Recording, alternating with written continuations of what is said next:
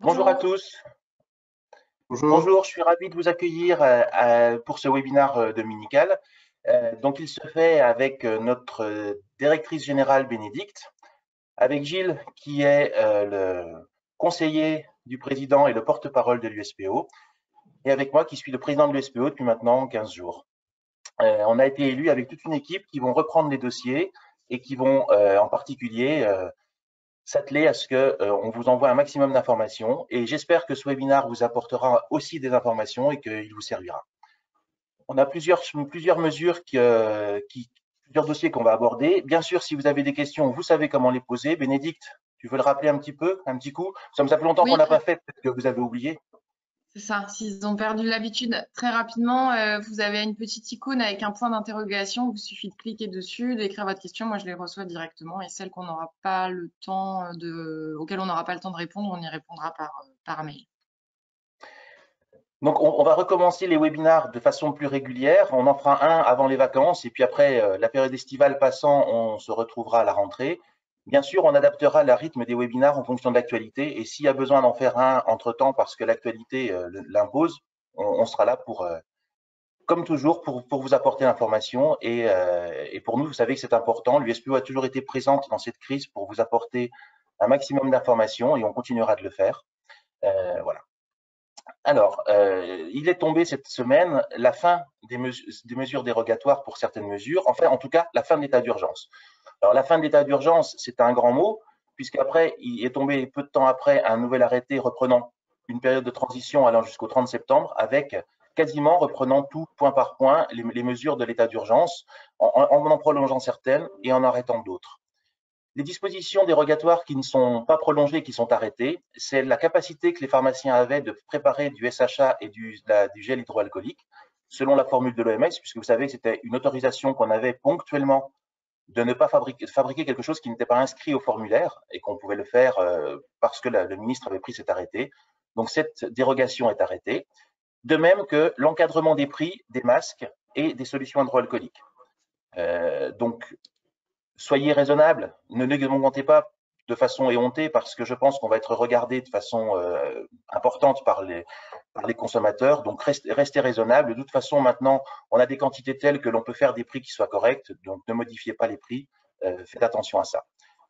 On a la possibilité d'écouler les stocks de solutions hydroalcooliques fabriquées avec de l'alcool pur, qui étaient fabriqués jusqu'au 31 décembre, jusqu'au 30 juin.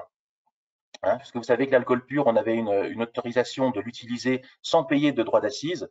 Et cette autorisation est tombée au 31 décembre. Mais on peut écouler les stocks jusqu'au 30 juin. La dispensation des médicaments de la réserve hospitalière est aussi quelque chose qui a été arrêté, de même que le renouvellement des TSO et des contraceptifs oraux. Le renouvellement des dispositifs médicaux et la substitution des dispositifs médicaux en cas de rupture avérée est elle aussi stoppée. Par contre, les dispositions dérogatoires qui sont prolongées pendant cette période de transition, c'est la distribution et facturation des masques aux personnes atteintes de la Covid-19, bien sûr aux cas contacts, aux personnes vulnérables et aux accueillants familiaux et salariés de l'aide à domicile. Donc tout ça, c'est maintenu, bien sûr, et on l'avait demandé parce que on se doutait qu'avec la fin de l'état d'urgence, on allait avoir un souci si la distribution des masques tombait, mais c'est maintenu. La dispensation des oxymètres de pouls dans certains cas pour le suivi des patients atteints de la Covid-19. La réalisation des entretiens pharmaceutiques, des bilans partagés de médication en télésoins. Alors, c'est possible en télésoins, mais je vous rappelle qu'il y a une nécessité, c'est que le premier entretien ait été fait en présentiel. La dispensation de Rivotril hors AMM est toujours aussi continuée et est maintenue. La dispensation des médicaments pour IVG médicamenteuse est elle aussi maintenue. De même que les tests sérologiques antigéniques nasopharyngés, ça bien sûr c'est maintenu. Donc on vous rappelle, hein, le seul prélèvement aujourd'hui que l'on peut faire en pharmacie est le nasopharyngé. Il n'y a pas de prélèvement salivaire. Et aussi, on peut faire aussi le prélèvement pour le criblage, pour un RT-PCR et transmettre au laboratoire. La dispensation des autotests est elle aussi maintenue. Je vous rappelle que la dispensation des autotests, ça se fait pour certaines catégories professionnelles quand elles sont des aidants familiaux pour aller au domicile des patients et être sûr de ne pas être malade. Ces tests sont des tests itératifs à faire régulièrement. Hein, c'est pas le test que je vais faire pour savoir si jamais j'étais malade. Non, non, c'est des gens qui vont devoir le faire régulièrement, ou par exemple à l'école, etc. Donc la dispensation des autotests est maintenue. De même que la vaccination de la Covid-19. Alors, la volonté, c'est que ce soit pérennisé. Alors pas la Covid-19, hein, mais la vaccination. Bien sûr, la vaccination de la Covid-19, il faut que ça continue. Et le fait que ce soit tous impliqués, on en parlera après quand on va revenir sur la vaccination, envoie un signal fort à l'État sur la capacité qu'ont les pharmaciens de se mobiliser. Et bien sûr, nous allons demander, comme on vous l'avait toujours dit, l'extension de la vaccination grippe à toute personne, pas que aux porteurs de bons. Et puis de même que l'extension de toute vaccination aux personnes qui sont majeures ou tout du moins jeunes, enfin vieux ados ou jeunes adultes, on va voir, je ne sais pas comment on peut les appeler, pour la vaccination en particulier du papillomavirus. Pour les masques, j'ai oublié de vous dire quelque chose. Remettez-vous sur le site de l'USPO parce que nous avons une alerte sur des masques FFP2 qui contiennent du graphène et qu'il faudrait retirer. Donc, Bénédicte va nous dire quels sont ces masques qui sont touchés par cette mesure et pensez à les retirer si vous en avez encore ou si vous en avez vendu, appelez vos patients. Oui, alors c'est les masques qui sont labellisés biomasque graphène. Et donc, ils doivent être retirés car ils contiennent du graphène. Et on va mettre le document pour vous montrer à quoi ça ressemble. C'est un document de Santé publique France qui met les photos des boîtes et des masques. Donc, comme ça, vous aurez la bonne info. Gilles? Oui, sur les tests antigéniques, donc merci Pierre. Donc, il y a 13 154 pharmacies qui font des tests antigéniques. Donc, une grosse mobilisation de la profession et 18 800 pharmacies qui ont délivré des tests antigéniques aux autres professionnels de santé, sachant que, bien évidemment, ce sont les pharmaciens qui en font plus de 80% par rapport aux infirmiers et par rapport aux médecins. Donc, vous savez que les prix ont baissé, mais ont baissé pour tout le monde. Donc, à partir du 1er juin, que ce soit les infirmiers, les médecins, les sages-femmes ou les autres professionnels de santé, ont une baisse importante des tests antigéniques. La facturation par les pharmaciens est plus élevée en juin et se retrouvera au tarif des infirmiers et médecins à partir du 1er juillet, où il y aura la seconde baisse qui était déjà programmée. En même temps, les PCR ont aussi diminué de plus d'entre 27 et 30%, et c'est applicable de suite. Donc voilà, vu les volumes, vu les milliards liés aux dépenses de dépistage, les pouvoirs publics ont décidé de réduire les dépenses. Bon, après, chaque pharmacien fera comme il voudra, continuer ou pas continuer. Nous, on s'est bagarré à l'USPO pour que cette baisse n'ait pas lieu. D'abord, on s'était bagarré pour que au mois de novembre, on ne soit pas à 30 €, mais qu'on se retrouve à 34 €. C'est ce qu'on a gagné, seul, l'USPO. Ensuite, on s'est bagarré pour pas que ça descende en dessous de 30. Voilà, ça a été gagné pour 2 mois. Et ensuite, on se retrouvera à 25 € comme les autres au 1er juillet avec un mois de décalage. Voilà, c'est pas facile. Quand vous êtes le seul syndicat à défendre cette position, c'est sûr que vous êtes en difficulté par rapport au pouvoir public qui sont déjà dans l'après quoi qu'il en coûte. Parce qu'on voit bien que l'addition est en train de monter. Sur le positionnement des tags et RT-PCR, donc on est sur un équilibre depuis assez longtemps, 25% de tests antigéniques, 75% de RT-PCR. Là, sur la sortie, la circulation, les voyages, on voit que c'est le RT-PCR qui est proposé en priorité et obligatoire pour le départ à l'étranger, pour la Corse, pour certains pays. On voit bien que voilà, il y a une grosse pression de la part des biologistes pour que ce soit le RT-PCR qui soit la référence, sauf que ça complique un petit peu la vie des gens parce qu'il faut faire ça 72 heures avant. C'est pas simple et le résultat arrive normalement 12 heures après, parfois 24 heures après. Et puis il va y avoir un débat sur le pass sanitaire, sur quel type de test doit-on présenter si on n'est pas encore vacciné. pour participer à des spectacles au-delà de 1000 personnes, etc. Et nous, ce que l'on dit, c'est que là, le RT-PCR n'est pas du tout adapté. En tout cas, il ne peut pas être le seul.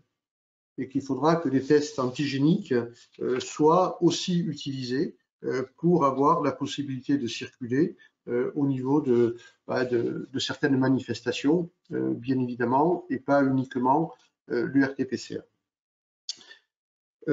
Ensuite, sur le prélèvement salivaire et nasal, on vous rappelle qu'il est toujours interdit de le faire en officine.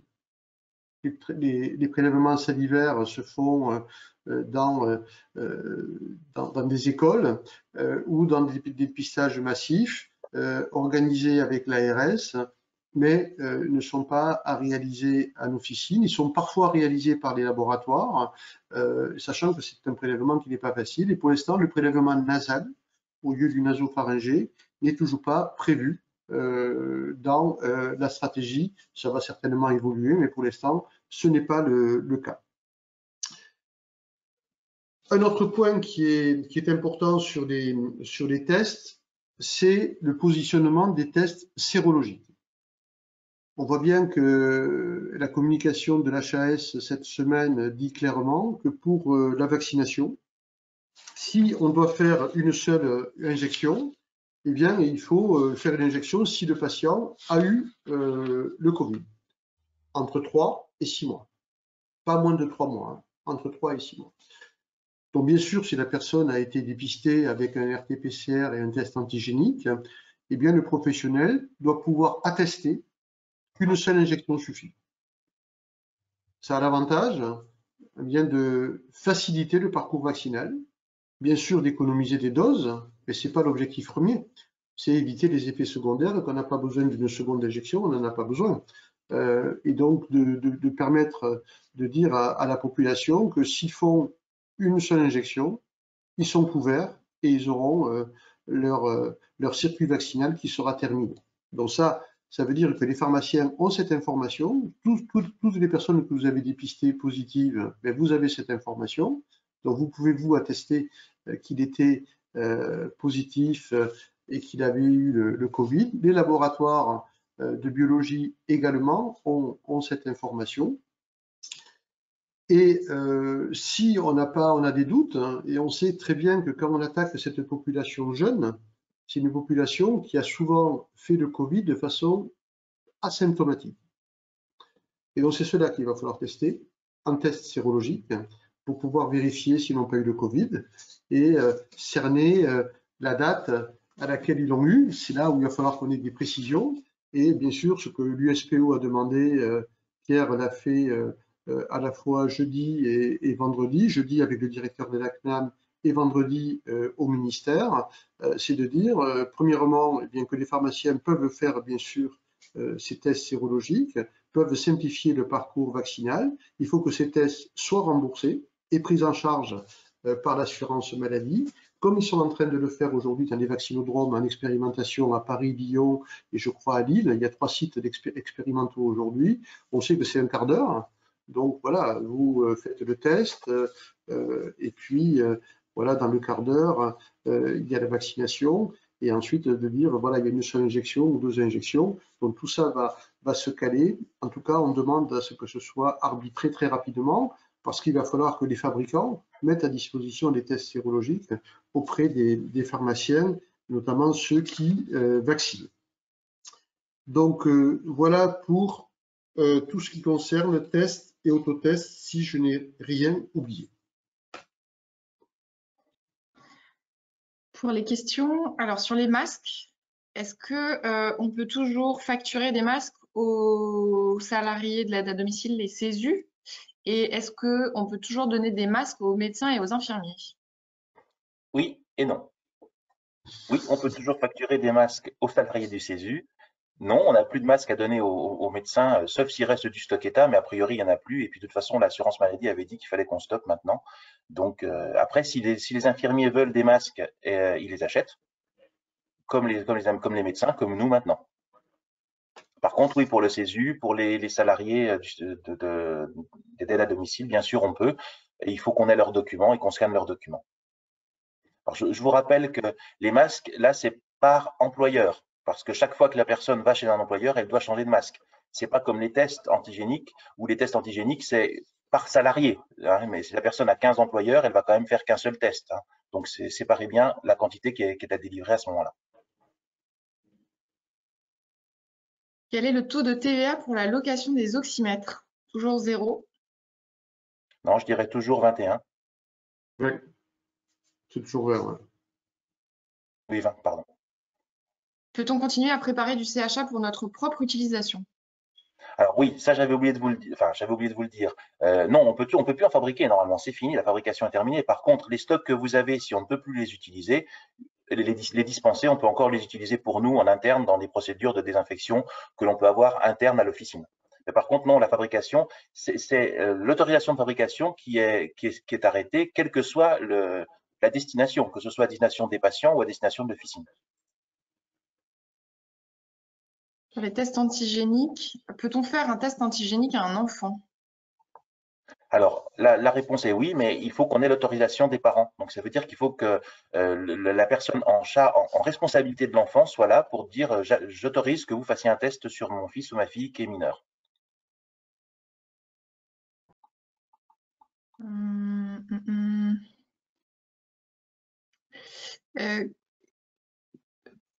Pour les tests PCR, faut-il un test PCR pour aller en Corse? Oui, pour l'instant, oui. Pour l'instant, oui. C'est toujours, depuis le début, la Corse a été une exception, hein, puisque ce n'était pas le cas d'autres pays ou d'autres territoires. Voilà, donc c'est toujours du PCR.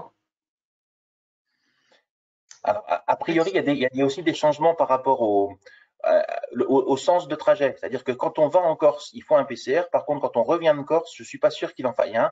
Pareil pour les départements ultramarins. Quand on part dans les départements ultramarins, il faut un test PCR. Par contre, si on est vacciné, le fait de revenir en Hexagone, on n'en aurait pas besoin. Alors, ça va changer au 9 juin. Il faudra suivre un petit peu la réglementation qui va s'appliquer à partir du 9 juin.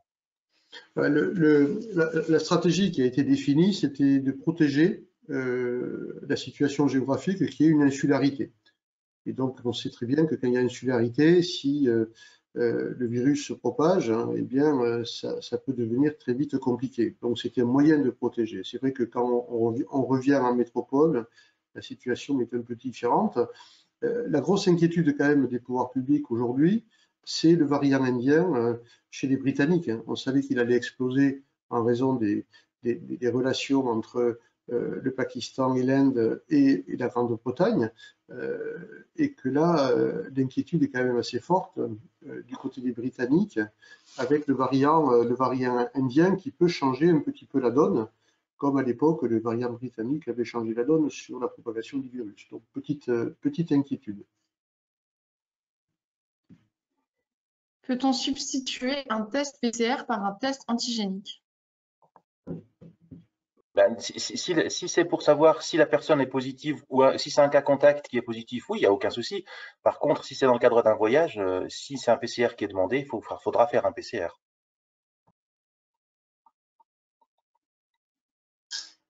En fait, il faut demander, pour être tranquille, il faut demander à la personne qui a un voyage de se renseigner auprès de son agence ou de se renseigner auprès de sa compagnie aérienne pour pas que vous soyez vous en responsabilité pour porter ces informations qui changent tout le temps. Donc, il faut renvoyer le patient vers son agence de voyage ou sa compagnie aérienne. D'ailleurs, ça doit être indiqué souvent. Alors, sur les tests sérologiques, est-ce qu'on a une idée du tarif de remboursement et du prix? Non, on n'a pas, aujourd'hui, on n'a pas d'idée nous, on sait on a demandé, l'USPO a demandé à ce qu'il y ait une négociation cette semaine, la semaine qui arrive. Voilà. Parce que ce qu'on dit, c'est que on en a ras le bol de se retrouver toujours au dernier moment à arbitrer sur la chose qui est la plus difficile, c'est la fixation d'un tarif. Voilà. Donc, normalement, on nous a promis une réunion de négociation cette semaine. Voilà. Et que, par contre, le schéma global, alors je ne parle pas du tarif, je dis que le schéma global de mise à disposition des tests sérologiques qui pourraient concerner d'autres professionnels de santé se feront sur le même schéma que les tests antigéniques, c'est-à-dire des mises à disposition, voilà, alors peut-être avec un tarif fixé hein, pour le fournisseur, et ensuite une mise à disposition à d'autres professionnels de santé, et puis la rémunération de l'acte et de l'enregistrement du résultat. Par rapport aux tests sérologiques, je pense qu'il va falloir qu'on soit très très attentif parce que quand on en a parlé avec la CNAM, ils nous ont dit qu'on pouvait faire un test, enfin eux, de leur logique, c'était de faire un test pour justifier une seule injection. Mais par contre, j'ai pensé que peut-être ils ne rembourseraient le test que s'il n'y avait qu'une seule injection. Il va falloir qu'on soit très très attentif à ça parce qu'il y a des cas où on va faire un test où le test sera négatif et où il faudra faire les 2 injections. Il faudra bien qu'à ce moment-là, le test soit remboursé. Et voilà, commence de présupposer que il faut pas lier le remboursement au fait qu'il n'y ait qu'une seule injection. Voilà, c'est ça. Ouais, en fait, je pense que le débat va être sur les critères, à quel moment je fais un test sérologique. Voilà. Ça ne sert à rien de faire un test sérologique si la personne a eu un PCR positif ou un test antigénique positif. Donc là, effectivement, le coût du test sérologique n'est pas justifié. Après, au-delà, c'est est-ce que si la personne le demande parce que elle croit qu'elle a eu le Covid, mais qu'elle ne sait pas, mais que c'était en décembre l'année dernière, mais que peut-être elle l'a eu, etc. C'est là où il faudra définir. Mais nous, si on fait l'acte, comme dit Pierre, l'acte qui est fait, il faut qu'il soit pris en charge. Et on ne peut pas dire au patient, bon, mais ok, je vous fais le test, si c'est négatif, vous le payez. Ça, on ne va pas pouvoir faire. Non, Ou on fait le test d'une stratégie ou on ne le fait pas. Ah. Est-ce que les tests sérologiques sont-ils vraiment sensibles aux nouveaux variants? Oui, on n'a aucune alerte là-dessus. Aucune alerte là-dessus. Moi, je fais confiance à l'HAS et à l'Agence du médicament pour nous dire, faire la liste des tests qui seront utilisés en pharmacie en fonction de leur sensibilité, de leur spécificité. Donc, n'ayez pas de crainte. Si ça rentre dans une stratégie globale, il va y avoir une vérification de la qualification de ces tests, comme on l'a fait pour les tests antigéniques.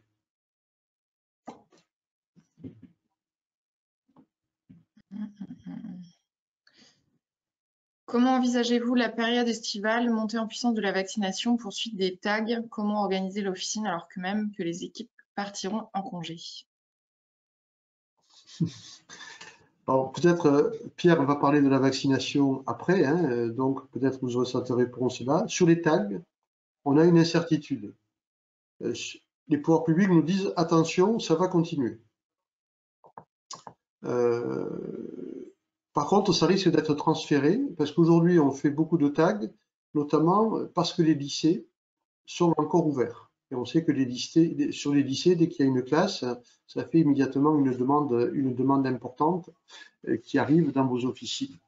Les lycées vont bientôt fermer, ça va être des vacances scolaires. Par contre, l'été, on va avoir le brassage de population et on va avoir le pass sanitaire. Donc, on risque d'avoir un transfert sur d'autres populations, mais difficile à estimer. En tout cas, voilà, ils nous disent restez mobilisés parce qu'on va avoir besoin de vous. Ça, pour eux, c'est une évidence. Bon, voilà, on a fait le job. On râle parce que les tests sont moins bien rémunérés et que je trouve que le tarif qui est fixé aujourd'hui n'est pas bon. Autant les laboratoires peuvent amortir du matériel, des chaînes de réalisation des tests et l'automatisation des résultats. Nous, c'est de l'humain. Et l'humain, ça ne s'amortit pas. Et effectivement, pendant l'été, faire des tests antigéniques complique un petit peu l'équilibre de la pharmacie, d'autant plus que l'on vaccine. Et donc, c'est vrai que ça va être un petit peu compliqué, mais difficile d'avoir une visibilité sur le nombre de tests que l'on va nous demander, sachant que beaucoup de patients vont être de plus en plus vaccinés.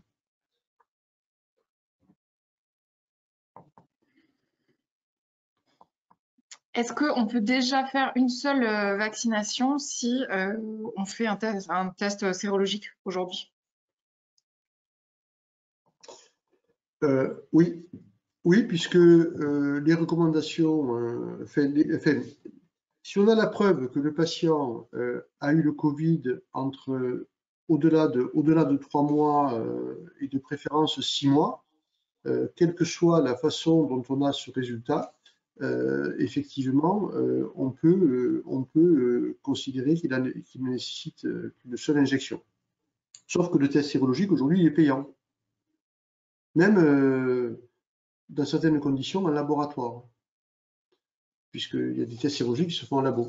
Donc là, il faut que les pouvoirs publics, en gros, disent je rembourse les tests sérologiques pour économiser des doses et éviter que les patients aient 2 injections alors qu'ils ont déjà eu le Covid et qui risquent de faire des effets secondaires, une réaction immunitaire plus importante avec des effets secondaires plus importants. Ça, c'est à eux de nous le dire. Mais on va avoir la réponse très rapidement. Ça va pas, dans 15 jours, l'affaire va être calée. Voilà. Bon, il faudra, Pierre, que tu organises un nouveau webinaire. Juste avant les vacances.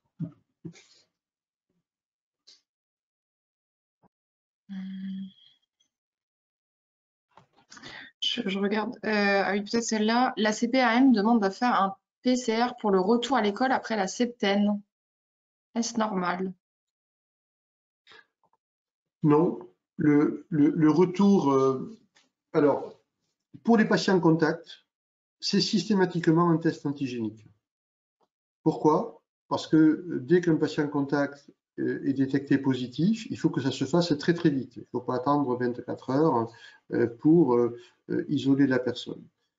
Pour le retour, après le confinement de 7 jours ou plus, eh bien, ça peut être un PCR ou un test antigénique. C'est au choix.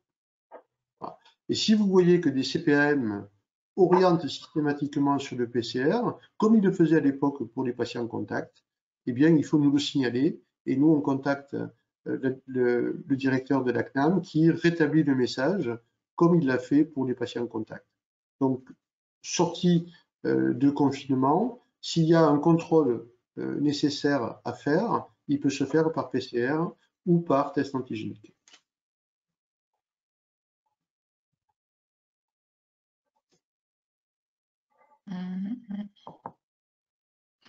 Il y a plusieurs personnes qui disent que les CPAM orientent automatiquement vers les PCR pour la sortie du confinement.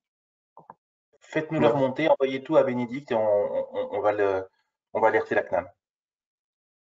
CPAM des Landes, CPAM du Puy-de-Dôme, etc.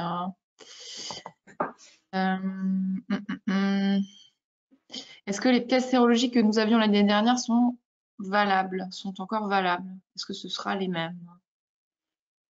Oui, oui. Pour l'instant, il n'y a pas d'alerte sur ces tests. J'aurais pu me rappeler s'il y a une liste à la NSM ou au ministère. Il faut vérifier si voilà, la liste qui se met à jour, si vos tests sont toujours dans cette liste. S'ils sont dans cette liste, il n'y a pas de problème. Après, vous regardez la date de péremption, hein, parce que ces tests périment. Faites attention.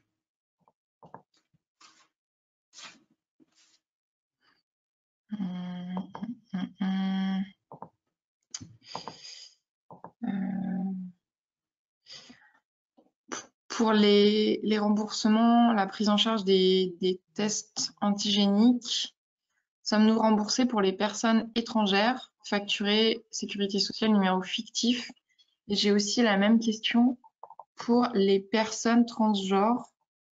Il y a quelqu'un qui m'a posé cette question, je ne la retrouve plus, mais qui demande comment se faire rembourser. Si vous êtes coincé parce que voilà, numéro de sécurité sociale, personne étrangère, voilà, quelqu'un qui n'est pas reconnu par l'assurance maladie, ça arrive parfois, il y a des petites erreurs, vous utilisez le numéro fictif. Voilà. Et vous êtes pris en charge. J'ai pas eu de retour aujourd'hui de difficultés. Pierre, je crois que non plus, hein, on n'a pas eu de retour d'assurance maladie disant que il y avait des problèmes avec le numéro fictif. Alors c'est sûr que si un pharmacien fait 50% de numéro fictif, ça ne va pas faire. Non, oui, ça c'est clair, ça c'est certain. De toute façon, il faut avec beaucoup de choses tact et mesure. Mais maintenant, le but quand même des tests, c'est d'isoler un potentiel malade. Que le potentiel malade soit sur le territoire français parce qu'il est français ou sur le territoire français parce qu'il est étranger, il faut l'isoler. Donc il faut faire ce test pour tout le monde et bien sûr, la facturation se fait dans ce cas-là avec le numéro fictif.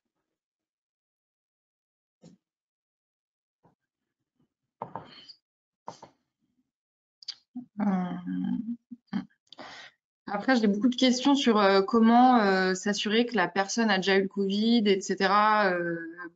Est-ce qu'on devra juste avoir la preuve orale du patient ou est-ce qu'il faut une preuve écrite? Enfin, tout ça, c'est beaucoup de questions. Ça, je pense qu'on vous répondra, parce que là, on peut faire des suppositions.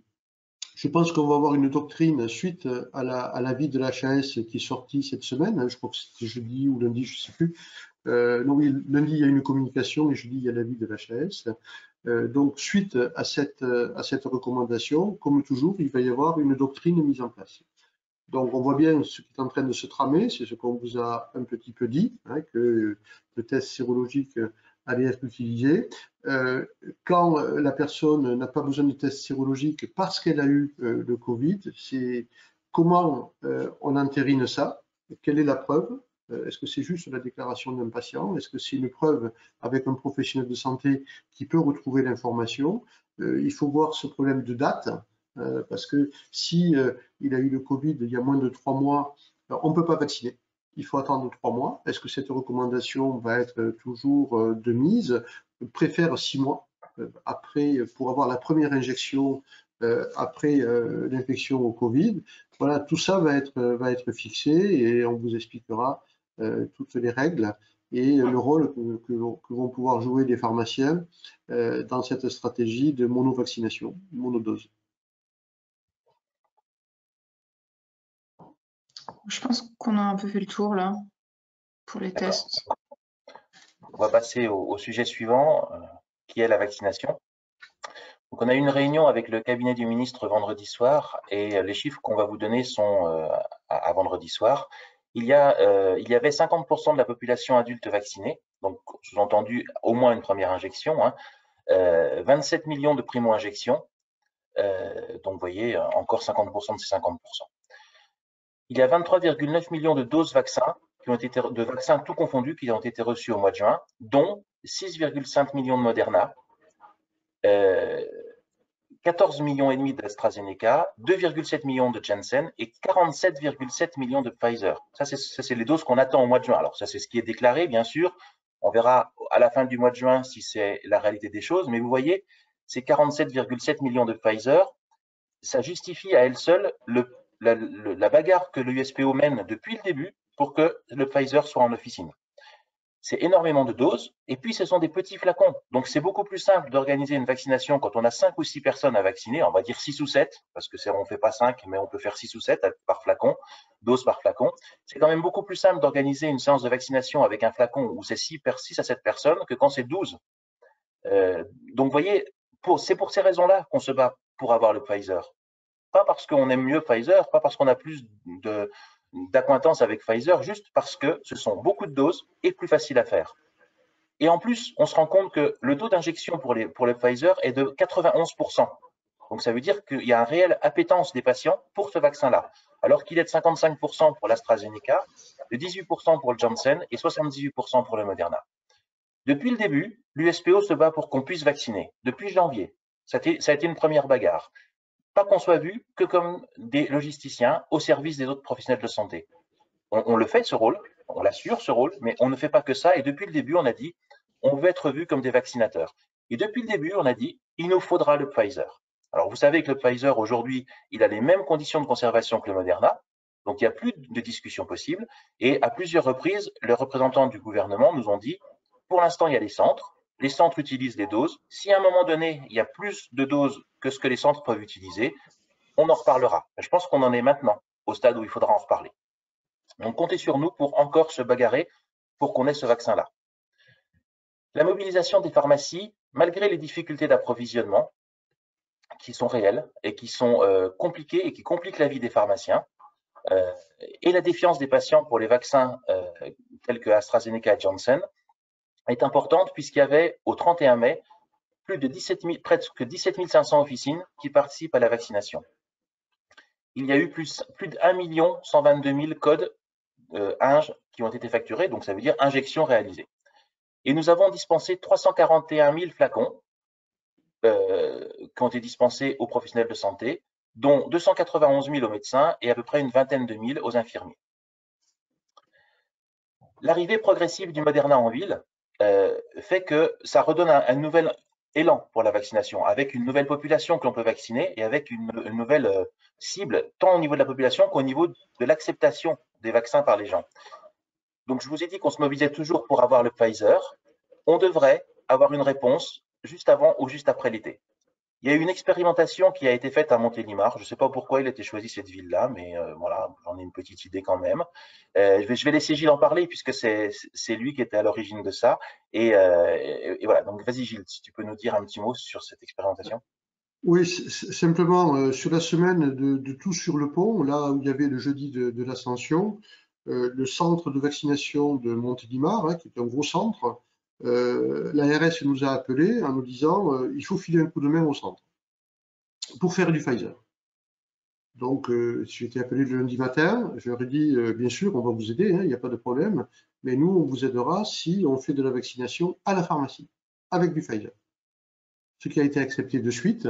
Donc, on a appelé tous les pharmaciens de Montélimar. Il y a eu 5 pharmacies volontaires. On a injecté 420 vaccins, là, sur une semaine qui était trouée, en ayant été averti le lundi. Voilà, donc on a fait le boulot et on s'est formé au centre pour la reconstitution du vaccin, puisque ce vaccin, il faut le reconstituer avec du sérum physiologique. Donc, il y a 2-3 petites astuces à connaître. Les pharmaciens ont fait ça, bien évidemment, de façon extrêmement simple. Voilà, avec les infirmières du centre de vaccination, on a récupéré les doses et on a injecté, et tous les pharmaciens ont récupéré 7 doses par flacon. Donc voilà, la manipulation ne pose aucun problème. Et alors, c'était assez intéressant parce qu'on a vu dans le recrutement des patients que l'on faisait, c'est qu'un certain nombre de patients âgés étaient réfractaires au centre de vaccination, réfractaires à Doctolib. Et donc, on a réussi, ah ben si c'est vous qui me vaccinez, ben je veux bien être vacciné. Donc, on est en train de montrer que dans les 30% de plus de 60 ans qui ne sont pas vaccinés, ce ne sont pas que des anti-vax, ce sont aussi des personnes qui hésitent, qui ne veulent pas aller dans des endroits impersonnels où ils ne connaissent personne. Et donc, d'avoir une nouvelle corde à notre arc avec des pharmacies pour le Pfizer, eh bien, ça peut permettre de convaincre des patients de plus de 60 ans et bien sûr de vacciner les jeunes, bien évidemment, avec du Pfizer. Voilà. En plus du Moderna, puisque le Moderna, malheureusement, vous voyez bien que les doses, comme le disait Pierre, sont en nombre très, très, très, très, très faible. Une autre chose aussi qui va peut-être nous aider à ce qu'on récupère la vaccination du Pfizer en officine, c'est la vaccination qui est faite dans l'hémisphère sud, au niveau de l'océan Indien, où, à cause de la présence du variant sud-africain, les pharmacies déjà vaccinent avec le Pfizer.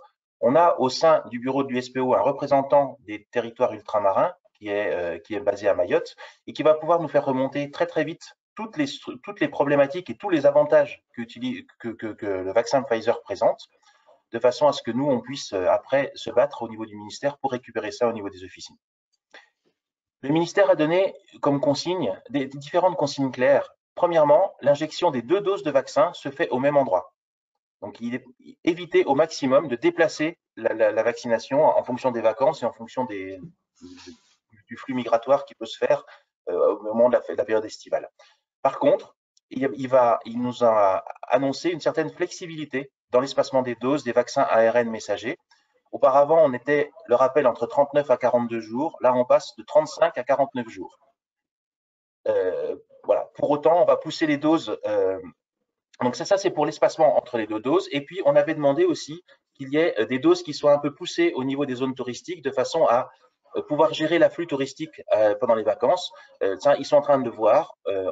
Ils vont voir comment ils vont l'organiser. L'USPO avait proposé que ce soit directement mis chez les grossistes répartiteurs de façon à ce que ce soit souple. Parce que vous voyez bien qu'aujourd'hui, quand vous passez votre commande le lundi ou le mardi, vous les recevez le jeudi ou vendredi ou samedi de la semaine d'après. En question souplesse, je pense qu'on peut faire un peu mieux. Donc, c'est pour ça que l'USPO avait demandé que les vaccins soient directement en dépôt chez les grossistes de façon à ce qu'on puisse être livré comme tout médicament. On passe une commande le matin, on l'a l'après-midi. bien sûr en respectant la chaîne du froid. Je ne sais pas si vous avez vu, mais il y a eu un arrêté au 1er juin qui limite la rémunération de l'enregistrement d'un vaccin Covid à 270 € par jour et 3 000 € par mois, soit 50 vaccins par jour et 555 vaccins par mois, ça pour tout professionnel de santé. La pharmacie est mise au même rang que tous les autres professionnels de santé. L'USPO a alerté la CNAM sur cette limitation parce que dans certaines pharmacies qui vaccinent beaucoup, il y a parfois plusieurs effecteurs, plusieurs pharmaciens capables de vacciner et 50 vaccins par jour. Alors vous allez me dire, on n'a pas beaucoup de doses. C'est vrai, mais ça c'est aujourd'hui. Demain, on en aura peut-être plus. Et vous voyez que quand on annonce des doses de Pfizer dans les quantités qu'on a, si on récupère le Pfizer, ça peut faire beaucoup. Et c'est pas juste que les pharmacies soient mises au même niveau que tout le monde, étant donné déjà qu'on a plus d'effecteurs et qu'on reçoit déjà plus de flacons. Donc, quelque part, c'est vraiment pas juste. Donc, la CNAM nous a dit, bon, on va regarder, on va discuter, ça risque d'être compliqué. Mais nous, ce qu'on a demandé, c'est que la limite soit étendue par professionnel de santé en capacité de vacciner et non pas par pharmacie. Surtout dans les zones touristiques où, à mon avis, la vaccination risque un petit peu d'exploser cet été. On a toujours la problématique avec la ICPS des adjoints, dont la saisie n'est pas prise en compte par la CNAM. Alors, on avait posé la question, ils nous avaient dit, si, vous inquiétez pas, il y a un chaînage qui se fait automatiquement. Donc, on vous avait quand même mis en garde, surtout pour des adjoints qui sont présents dans plusieurs pharmacies, qui sont multi-employeurs, parce que je ne savais vraiment pas comment, à ce moment-là, la carte ICPS pouvait renseigner le fait d'être multi-employeur et d'être attaché aux pharmacies.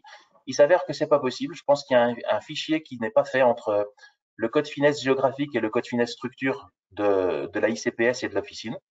Donc, bon, dans les faits, ça n'est pas possible. Vous avez vu que vous n'avez pas été payé. La CNAM nous a garanti qu'ils allaient faire un traitement manuel et qu'ils continueraient à faire le traitement manuel. Donc, il va falloir que vous le vérifiez. Nous, on va demander à ce que ce soit clairement mis, clairement indiqué, pas que ce soit noyé dans d'autres choses, de façon à ce que vous puissiez clairement l'identifier et qu'il n'y ait pas de perte. Parce que pour certaines pharmacies, ça représente beaucoup, étant donné qu'il y a des adjoints qui ont fait beaucoup de vaccinations. Si possible, continuez à enregistrer avec la ICPS ou la CPS du titulaire au maximum, de façon à être tranquille. Mais c'est pareil, un autre souci va être posé pendant les vacances, c'est que la ICPS du titulaire, elle sera peut-être avec le titulaire, avec son téléphone portable, et ça va poser souci. Donc, il va falloir qu'il nous trouve une solution quand même, ne serait-ce que pour les vacances. Au regard de la gestion administrative, les commandes, la gestion de la liste, les rappels des patients, la liste complémentaire si il nous reste des doses, l'USPO, qui est très chronophage, l'USPO a demandé une indemnité forfaitaire à la CNAM parce que on n'a pas Doctolib gratuit. On n'a pas une secrétaire qui est capable de passer des commandes, même si certaines officines ont utilisé une partie de leur personnel, ce sont leur personnel qu'ils ont fait utiliser. Alors, voilà, c'est très bien, on a fait le job. Pour autant, il faut qu'on soit. Ce travail administratif est très chronophage et nous a pris beaucoup d'énergie. Il faut que la CNAM le valide, le reconnaisse et nous paye pour cette chose qu'on a fait. Donc ça a été demandé à la dernière commission en bilatéral avec le directeur général, c'était jeudi je crois. On attend la réponse, ils ont pris le point. Je vous rappelle que pour Moderna, l'autorisation d'injecter est pour les personnes de plus de 18 ans. En pharmacie comme en centre d'ailleurs, plus de 18 ans, et on n'est pas limité aux plus de 55 ans. Si vous avez une personne de 70 ans qui veut du Moderna, il n'y a aucun souci.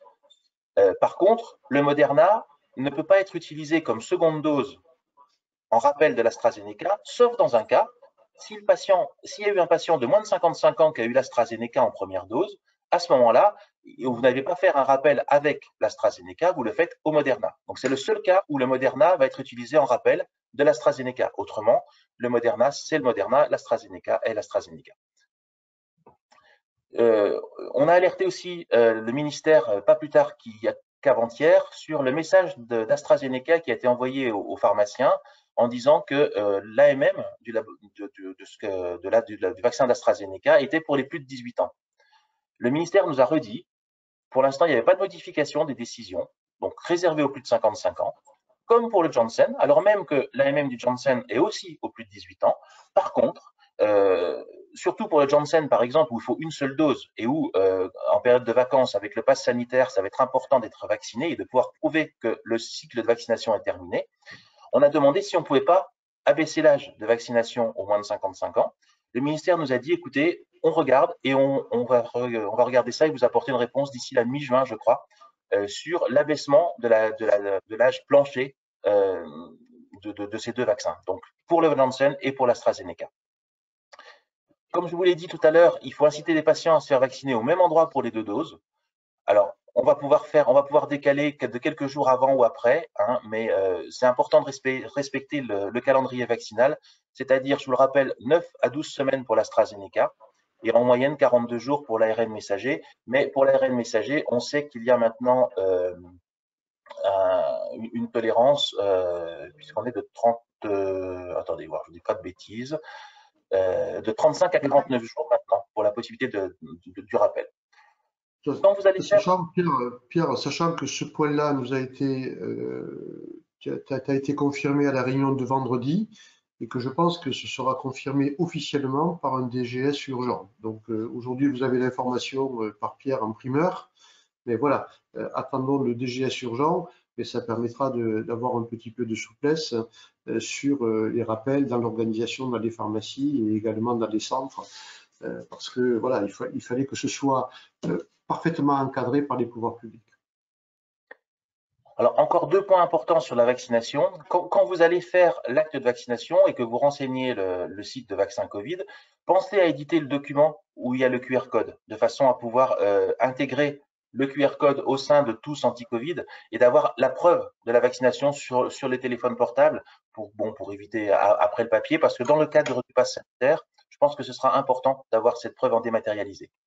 Et puis, un autre point qui est fondamental pour les flacons Janssen Moderna, c'est de penser à réétiqueter le flacon. En même temps que vous recevez vos flacons, vous recevez des étiquettes émises par le grossiste où il est noté dessus le jour et l'heure où le vaccin a été décongelé. Et vous savez que c'est important, ça ne change pas la date de péremption, mais ça change la date d'utilisation, puisque vous avez un mois pour utiliser. Donc, il faut réétiqueter ces flacons, tant ceux qui vont être remis aux autres professionnels de santé, aux médecins, aux infirmiers, que ceux que l'on va garder, parce qu'on va peut-être les stocker pendant quelques jours, et peut-être on va en recevoir d'autres entre-temps. Donc, c'est important de savoir jusqu'à quand on peut les utiliser. Donc, pensez à réétiqueter les flacons, c'est important, de façon à ce qu'on puisse ne pas être mis en défaut par rapport à cette péremption plus courte. Enfin, ce n'est pas la péremption plus courte, à cette date d'utilisation plus courte. Et puis, faites attention aussi, parce que les vaccins AstraZeneca que l'on reçoit et que l'on potentiellement reçoit pour les rappels, aujourd'hui, ont une péremption en juillet 2021. Alors, péremption en juillet 2021, ça veut dire qu'on peut les utiliser jusqu'à fin juillet 2021. Mais faites attention quand vous allez prendre vos vaccins, de bien tenir compte des dates de péremption pour ne pas utiliser après la date de péremption, ça c'est une première chose, et puis utiliser ceux pour des péremptions les plus courtes en premier. Voilà, Bénédicte, est-ce qu'on a quelques questions sur la vaccination? Je pense pas. Oui, quelques questions, ouais. Alors, j'ai une question sur déjà les troisièmes doses pour les personnes immunodéprimées. Est-ce qu'il faut qu'on se rapproche du médecin traitant ou est-ce que c'est la Sécu qui s'en charge? Et est-ce qu'on a le droit de le faire? Parce qu'apparemment, c'est pas prévu dans le vaccin Covid. C'est pas prévu effectivement dans le fait de renseigner vaccin Covid, et tout à fait. Honnêtement, là, j'ai pas la réponse. Je sais pas du tout. On prend le point et puis on va répondre après. On va reposer la question. Je pense que ces patients, parfois, ont été vaccinés par leur médecin. On peut avoir quelques cas à l'officine. Il faut demander confirmation, à mon avis, avec le médecin pour être sûr qu'on s'engage sur la troisième dose. En tout cas, il faut sensibiliser les patients immunodéprimés qu'on a à la pharmacie pour bien leur demander de voir avec le centre de vaccination et leur médecin si la troisième dose est prévue pour eux. En tout cas, on peut les sensibiliser et après échanger avec le médecin si c'est nous qui avons démarré la vaccination.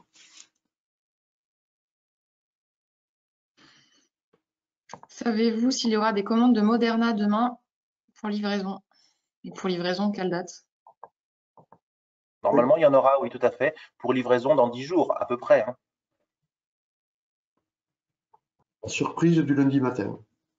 A priori, il a dit pendant la réunion que la plateforme allait être ouverte lundi, en tout cas. Ouais, oui, tout à fait. Lundi, alors théoriquement, sur le Moderna lundi, ça devrait être pour les pharmaciens, pour les médecins, mais également ouvert pour les infirmiers. Voilà l'info. Donc ça veut dire que les doses de Moderna arrivent en plus grand nombre, sachant que le Moderna, la difficulté, c'est qu'une partie des volumes servent pour le rappel dans les centres de vaccination, puisque déjà ils sont à la seconde dose, mais depuis le 23 mai, je crois, ils n'ont plus le droit de faire la première injection en Moderna dans les centres, ils l'utilisent que pour les rappels, et le reste vient en ville, officine, médecins, et maintenant officine, médecins et infirmiers, normalement. Alors, pour les attestations sans QR code, comment faire pour avoir ces nouvelles attestations avec QR code? Comment générer un nouveau QR code? Est-ce que c'est possible avec vaccin Covid? Alors c'est possible, c'est aussi l'USPO qui l'a réclamé parce qu'il fut un temps où seule la personne ayant pratiqué l'acte de vaccination pouvait aller modifier et rechercher sur vaccin Covid l'attestation pour la personne donnée. Maintenant, dès lors que vous êtes professionnel de santé, vous pouvez retourner la chercher et vous pouvez la rééditer avec le QR code, ça pose pas de souci. Alors bon, ça pose pas de souci, mais il faut quand même faire attention parce que les centres de vaccination refusent de donner ces attestations. Et du coup, les patients reviennent chez nous en disant, ben voilà, j'ai été vacciné, est-ce que vous pouvez pas me la rééditer? Voilà, on aime bien nos patients et on va le faire, mais voilà, faut aussi chacun prenne ses responsabilités. Donc oui, on peut rééditer sans aucun problème. Et voilà, c'est un service qu'on rend à nos patients, un de plus.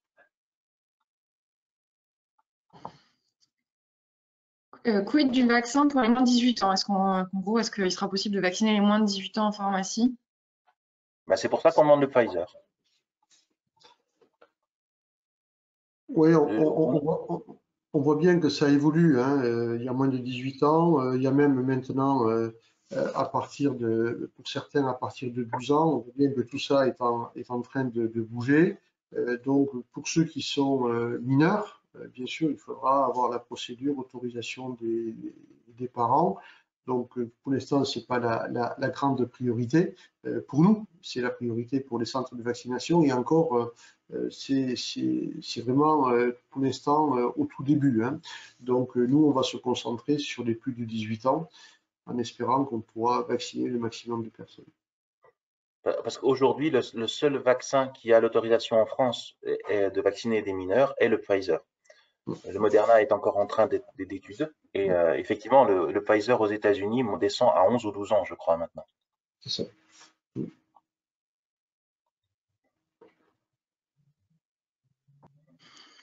Je suis désolée parce que ça arrive en paquet et donc des fois c'est un peu compliqué à gérer. Mais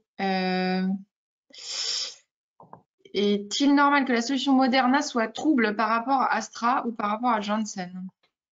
Oui, on s'est posé la question et quand vous regardez dans le RCP, c'est dit que c'est légèrement laiteux. Donc oui, c'est tout à fait normal. Effectivement, on a eu beaucoup de remontées là-dessus, beaucoup de questions, mais c'est normal. Peut-on vacciner des étrangers qui sont d'accord pour payer l'acte de vaccination?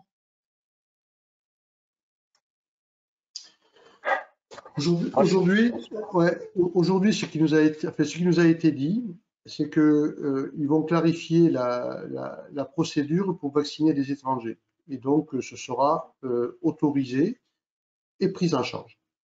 Voilà ce qui nous a été dit, parce que bien évidemment, le tout, c'est de ne pas faire d'appel d'air, hein, bien évidemment, mais voilà, s'il y a des personnes qui sont en France et qui se font vacciner ou qui sont sur le rappel de vaccination, etc., eh bien, il est envisagé de vacciner. Mais là, je pense qu'un DGS urgent va préciser tout ça, puisqu'on va arriver sur la période où les étrangers arrivent en vacances en France. Apparemment, on m'explique que tout est prévu sur le site vaccin Covid. C'est possible déjà. Voilà. Oui, ça va arriver. Mais de toute façon, c'est aussi toujours pareil. S'il reste des doses à la fin, plutôt que de les jeter, si vous avez quelqu'un qui doit être vacciné, ben, les balancez pas, c'est quand même bête. À La Réunion, la vaccination contre la grippe commence en juin. Combien de temps entre les deux vaccins Covid et grippe? On était sur la base. Zéro. On était sur 15 jours. Et l'HAS doit faire une recommandation pour dire que. On attend, hein, toujours pareil, hein, c'est les bruits de bottes, mais aujourd'hui, les informations que l'on a, c'est que ce délai de 15 jours n'est plus nécessaire. Et d'ailleurs, ça va être important pour l'automne, puisqu'on voit bien que l'on parle de 3e dose de vaccin contre la Covid et bien sûr la vaccination contre la grippe. Donc, on attend l'avis de l'HAS, mais ça risque de très rapidement de sauter. Mais c'est important, c'est intéressant comme question parce que ça veut dire qu'il ne faut pas attendre l'automne pour avoir la réponse, puisque bien sûr, à La Réunion, vous êtes déjà confronté à cette situation.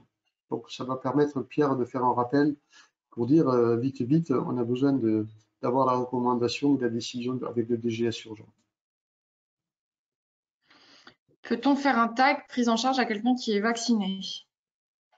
Oui, il y a pas de souci, puisque être vacciné ne veut pas dire ne pas être porteur. Donc, c'est important. Oui, il n'y a aucun souci, on peut le faire et il sera pris en charge. Pour les rappels AstraZeneca, faut-il garder le patient 15 minutes puisque l'allergie est peu probable et que la première dose s'est bien passée? Oui. C'est mieux. Alors après, peut-être pas avec le même suivi, mais oui, c'est mieux de le garder 15 minutes. Il n'a pas été prévu dans les textes qu'il y ait une première et une deuxième injection. Il y a excusez-moi, il n'a pas été prévu dans les textes qu'il y ait un protocole différent entre la première et la seconde injection. Est-ce qu'on peut préparer les 10 doses de Moderna à l'avance? Alors, pour le Pfizer, on nous avait dit c'est possible. Pour l'AstraZeneca, on nous a dit c'est pas possible. Pour le Moderna, moi, j'ai pas vu d'indication ou de contre-indication pour l'instant. Mais on peut poser la question. Je n'ai pas la réponse. Je ne pensais pas, mais Il faut qu'on regarde le protocole, le RCP, s'il n'y a pas de sujet. Je pense que de toute manière, dans les centres de vaccination, ils ont fait comme ça. Ils ont préparé les doses de Moderna à l'avance. À mon avis, c'est une évidence. Mais on posera la question au ministère et au laboratoire pour savoir si vous avez un rythme de vaccination avec le Moderna qui est programmé. Voilà, si c'est injecté dans les 2 heures, voilà, ça peut être envisagé. Il faut voir le délai.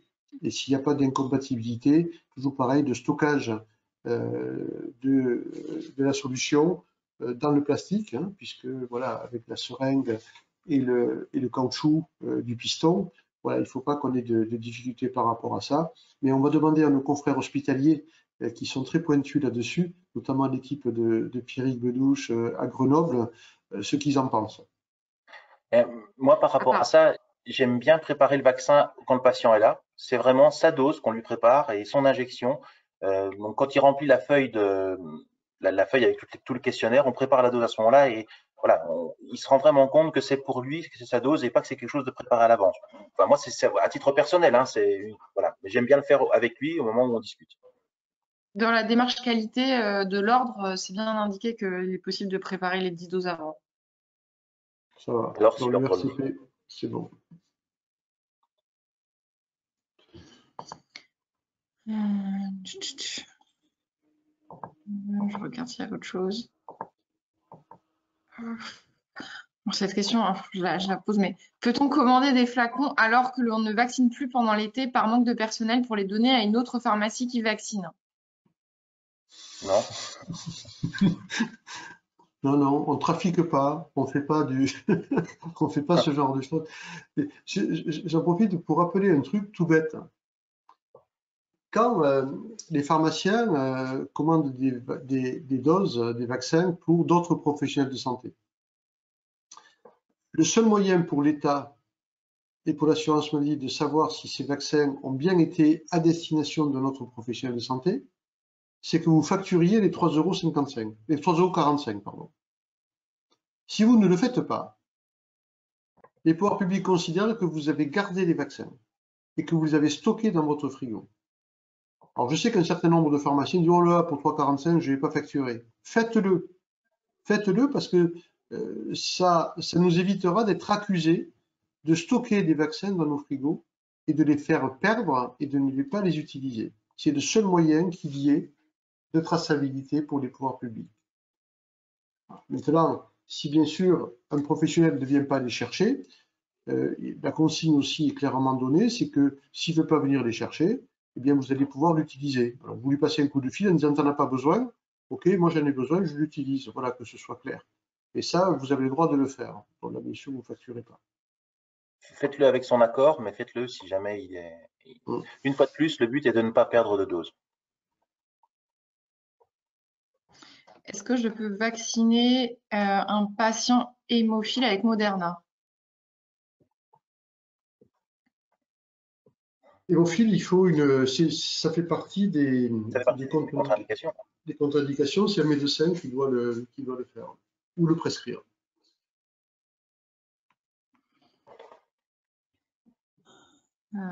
Oh mince, j'ai plus de batterie. Désolée. Je vous pose une question et après je vais chercher ma batterie. Vaccination. Peut-on faire Moderna en deuxième injection? Une personne de 50 ans, première vaccination Astra, beaucoup d'effets secondaires, tout, etc. Peut-on faire Moderna en deuxième injection? De 50 ans?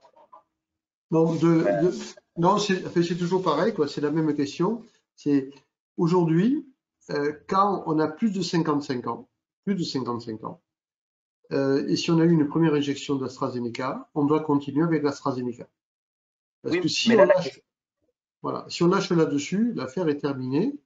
Par contre, ceux qui ont moins de 55 ans doivent se faire vacciner avec un vaccin ARN, que ce soit Moderna ou que ce soit du Pfizer. Voilà, la règle elle est simple, hein, c'est au-dessus de 55 ans, j'ai commencé avec l'Astra, je continue avec l'Astra.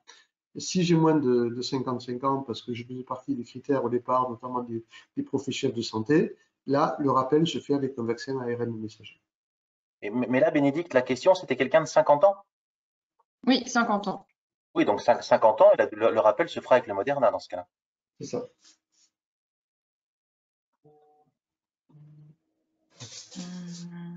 Je pense qu'on commence à avoir fait. Alors, il y a d'autres questions qui arrivent en même temps, mais oui, alors là-dessus, ouais, il y a eu beaucoup de questions. J'y ai répondu par écrit, mais les différences entre AstraZeneca, Janssen et Moderna pour les fiches les questionnaires à faire, est-ce que c'est les mêmes? Est-ce que c'est les mêmes modalités de facturation? Enfin voilà, tout ça. Alors, tout est identique. Les questionnaires sont les mêmes. Les modalités de facturation, quand on remet le flacon au médecin, que ce soit un Janssen, un Moderna, un AstraZeneca, ce sont les mêmes. Et quand nous facturons l'injection, que ce soit un Janssen, un AstraZeneca ou un Moderna, ce sont là aussi les mêmes choses. Et c'est d'ailleurs pour ça que l'on demande, en plus, d'avoir un paiement pour l'administratif, parce que pour le Janssen et le Moderna, on a en plus à faire attention à la date, non pas la date de péremption, on a toujours tendance à dire ça, mais la date de péremption, c'est celle qui est écrite sur le flacon, mais la date d'utilisation qui change et qui nous demande en plus de faire attention. Donc ça justifie pour nous le fait de demander encore plus ce forfait administratif pour ces deux vaccins-là. Il y a aussi un point qu'il faut soulever, c'est que certains pharmaciens nous ont fait remonter qu'ayant commandé 2 flacons de Janssen, par exemple, ils en recevaient 10. Alors c'est apparemment ponctuel, c'est apparemment pas forcément systématisé, mais bien pensez à nous le faire remonter parce que bien évidemment, on va enregistrer que vous avez reçu 10 flacons et forcément vous n'allez pas les passer et ça va poser problème. Donc je ne sais pas si c'est un épiphénomène de quelques officines, voilà, ou si c'est important sur une région, sur un département, sur un territoire, je ne sais pas, mais faites-nous le remonter s'il vous plaît. Est-ce qu'il faut faire le questionnaire pour le rappel? Non. Il faut refaire le questionnaire. Non, non. Sauf si la personne est tombée enceinte entre-temps. C'est la seule chose où peut-être il pourrait y avoir un souci. Voilà, je pense que je regarde s'il y a d'autres choses, mais... Juste peut-être un petit point par rapport à ce qu'a dit Pierre tout à l'heure. Nous, ce qu'on a beaucoup poussé à la réunion de vendredi, c'est de dire sur le Janssen, où il y a une seule injection. Bon, c'est pas un vaccin ARN, mais c'est vrai que de descendre l'âge et de le mettre à 50, 45 ans, 40 ans, ça pourrait rendre service. Parce qu'on voit bien que pendant cette période d'été, ce qui retient parfois, c'est la seconde injection. parce que c'est compliqué, parce qu'on va partir, etc. Et donc, comme l'a dit Pierre, il n'y a rien d'officiel aujourd'hui, mais c'est une discussion au niveau de l'agence européenne pour essayer d'harmoniser la position au niveau des différents pays européens. C'est vrai que si on veut booster le Janssen un petit peu, parce qu'on voit bien qu'on en a et que l'écoulement de stock de Janssen est faible, ce qui est assez surprenant, c'est certainement à cause de cette limite de plus de 55 ans. Est-ce que pour cet été, un 6e année validé non thésé remplaçant son titulaire peut-il vacciner en étant seul à la pharmacie? J'adore ces questions. J'adore ces questions. Vous pouvez répéter la question? Vous voulez que je répète ou c'est bon? Parce que... Et est-ce que un étudiant qui a validé sa 6e année mais qui n'est pas thésé peut vacciner seul? Non. Non, parce qu'il faut qu'il soit enregistré auprès de l'ARS et s'il n'a pas sa thèse, eh bien, je crois qu'il ne peut pas aujourd'hui, sauf à le faire sous la responsabilité d'un titulaire. Mais on va vérifier parce que là aussi, on a posé la question plusieurs fois au ministère. C'est assez désolant d'ailleurs parce que on voit bien que beaucoup d'effecteurs sont autorisés dans les centres dans les vaccinodromes. Hein. Maintenant, ils vont ouvrir aux aides-soignants et compagnie. Donc, voilà. Et nous, on est embêtés avec des étudiants qui sont formés, qui ont été formés à la vaccination et pour qui on a encore quelques difficultés. Donc, on va pousser avec la NEF pour voir, voilà, de simplifier un petit peu, mais on ne peut pas vous donner la réponse. Mon sentiment, c'est que, comme Pierre, c'est non pour l'instant. Surtout si tu es seul.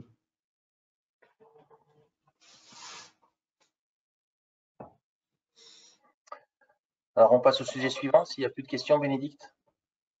Ouais, il y en a encore qui arrivent par paquet, mais je pense qu'on a à peu près fait le tour. Ouais. Alors, les dispositifs d'indemnité, Gilles. Alors oui, vous savez que... Ta bagarre à toi tout seul du premier jour. Ouais, c'était pas facile. Vous savez qu'on a une indemnité pour perte d'activité pour toutes les pharmacies qui a été prévue entre le 16 mars et le 30 juin 2020. Donc ça, les pharmaciens qui ont fait cette déclaration, sur le site, il y a eu plus de 9000 pharmaciens qui ont fait ces déclarations et qui ont demandé des indemnités qui représentent à peu près un volume de 70 millions d'euros. Donc c'est pas neutre. Et vous savez que maintenant, une partie de ces indemnités avait été amputée de 10%. Pour avoir, l'assurance maladie avait gardé une petite réserve pour refaire les calculs. Donc ces calculs vont être réalisés jusqu'au 15 juillet. Donc là, les machines de la CNAM sont en train de tourner. Et puis, il y a à peu près la moitié des officines qui n'ont pas assez perçu et l'autre moitié des 9000 qui ont trop perçu. Et dans le trop perçu, c'est parfois une erreur de saisie. Il y a eu des personnes qui ont fait quelques-uns qui ont fait des grosses erreurs de saisie. Donc là, ça va être rectifié, bien évidemment. Et puis, il y avait également le chômage partiel, où il n'était pas toujours facile pour les pharmaciens d'avoir le montant total des indemnités de chômage partiel. Donc là, l'assurance maladie a recoupé et va refaire les calculs. Donc, un certain nombre de pharmaciens vont recevoir un complément et d'autres vont être régularisés, mais en négatif parce qu'ils ont trop perçu. Ça, c'est pour la période du 16 mars au 30 juin. Ensuite, on a demandé qu'on aide les pharmacies qui étaient en montagne, qui étaient en difficulté. Donc ça, la période, par contre, elle est de décembre 2020 à avril 2021. Donc là, les calculs définitifs vont se faire au 31 octobre. Et ce qu'il faut, et ce qu'on a obtenu pour ces pharmacies, c'est que quand elles font la déclaration, elles ont souvent zéro. Zéro parce que ils n'ont pas été capables de mettre l'outil en place pour comparer de mois à mois, c'est-à-dire décembre par rapport à décembre de l'année précédente. Donc en fait, le calcul est lissé sur l'année, donc du coup, ça ça diminue l'aide, voire ça l'amène à zéro. Donc, ce que l'on dit aux pharmacies de montagne, c'est de faire cette déclaration pour les 4 mois, donc de décembre à avril 2021, même si c'est à zéro. Le fait d'avoir fait l'acte de demande, l'assurance maladie va recalculer en gommant l'histoire du lissage sur un an et en le faisant mois à mois. Bien sûr, il y a toujours, s'il y a eu d'autres aides, ce sera diminué des autres aides. Mais voilà, donc les pharmacies peuvent déclarer et pas être déçus en disant mais ça sert à rien, je suis à zéro. Non, non, déclarez-le. Il y en a déjà 25 pharmacies qui vont recevoir des aides, mais il y en a 70 autres qui ont fait cette démarche de déclaration, qui sont à zéro et qui seront prises en compte. Donc, n'hésitez pas à le faire sur les 4 mois pour l'ensemble. Donc voilà ce qu'on peut dire sur les aides et on essaie malheureusement de filer un coup de main et pour l'instant on n'y arrive pas aux pharmacies qui étaient dans des zones très spécifiques comme les aéroports qui ont été fermés et rien n'est prévu pour elles, rien. Je trouve ça vraiment dommageable. Et puis, ceux qui se sont retrouvés dans des secteurs où l'activité a complètement chuté et qui n'était pas un secteur qui a été défini par le texte qui dit zone touristique où le tourisme était à l'arrêt total. Voilà. Donc, on essaie de boucher les trous dans la raquette. Ce qui n'est pas une chose facile quand vous êtes encadré par un texte, un décret qui concerne toutes les professions et pas uniquement les professions de santé. C'est pas toujours facile de faire modifier les textes, mais en tout cas, on n'a pas renoncé.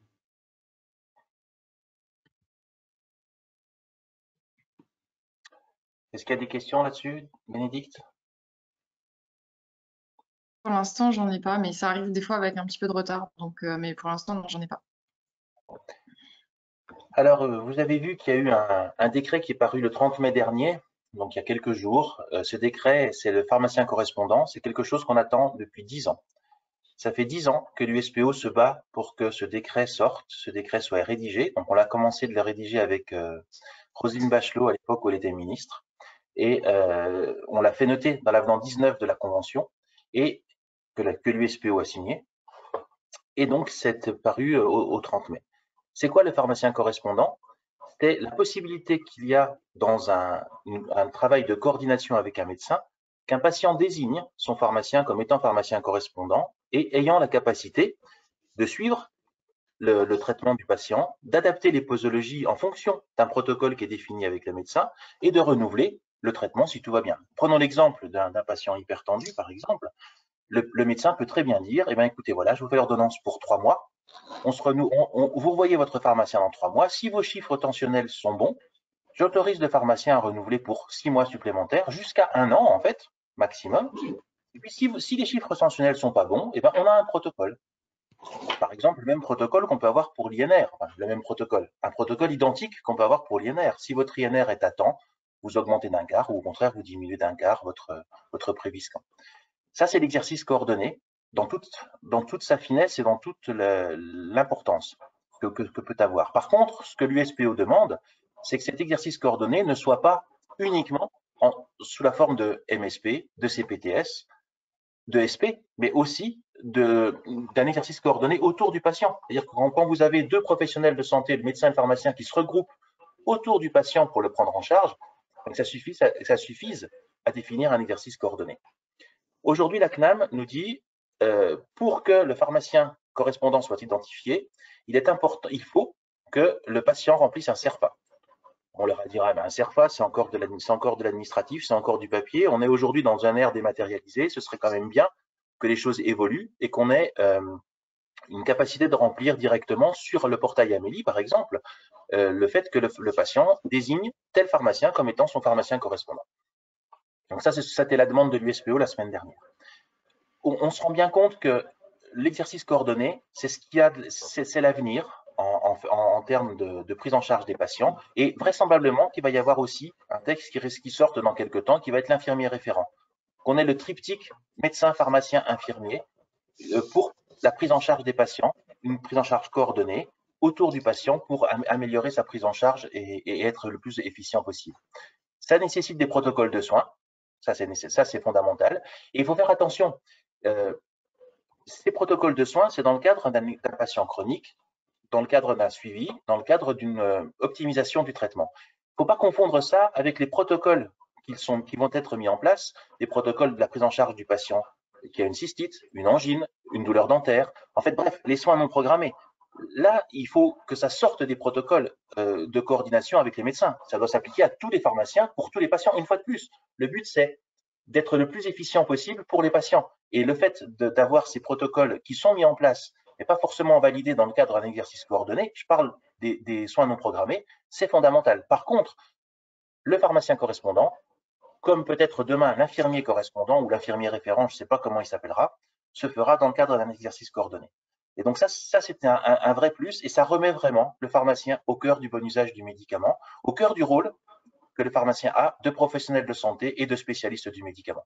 Donc c'est une véritable avancée, et nous on se réjouit qu'il sorte, on se réjouit moins que ça ait été 10 ans après, parce qu'on aurait aimé que ce soit plus tôt. Mais vous savez, le temps syndical est un temps qui est long. Donc quand on commence à penser à quelque chose, ça ne sort jamais tout de suite. Alors, il y a eu une CPNPA. Donc, CPNPA, pour vous expliquer ce que c'est, il y a une vie conventionnelle. La vie conventionnelle, c'est quoi? C'est la discussion autour de la convention que l'on a entre l'assurance maladie et les syndicats et les mutuelles. Ça, c'est la vie conventionnelle. Et dans cette vie conventionnelle, il y a des commissions qui se découlent en local, en régional et en national, où on discute de la convention. Et puis, autour de ces grandes commissions, il y a des commissions qui vont définir de l'évolution du métier ou des évolutions techniques. C'est ce qu'on appelle les commissions, les CPN-PA.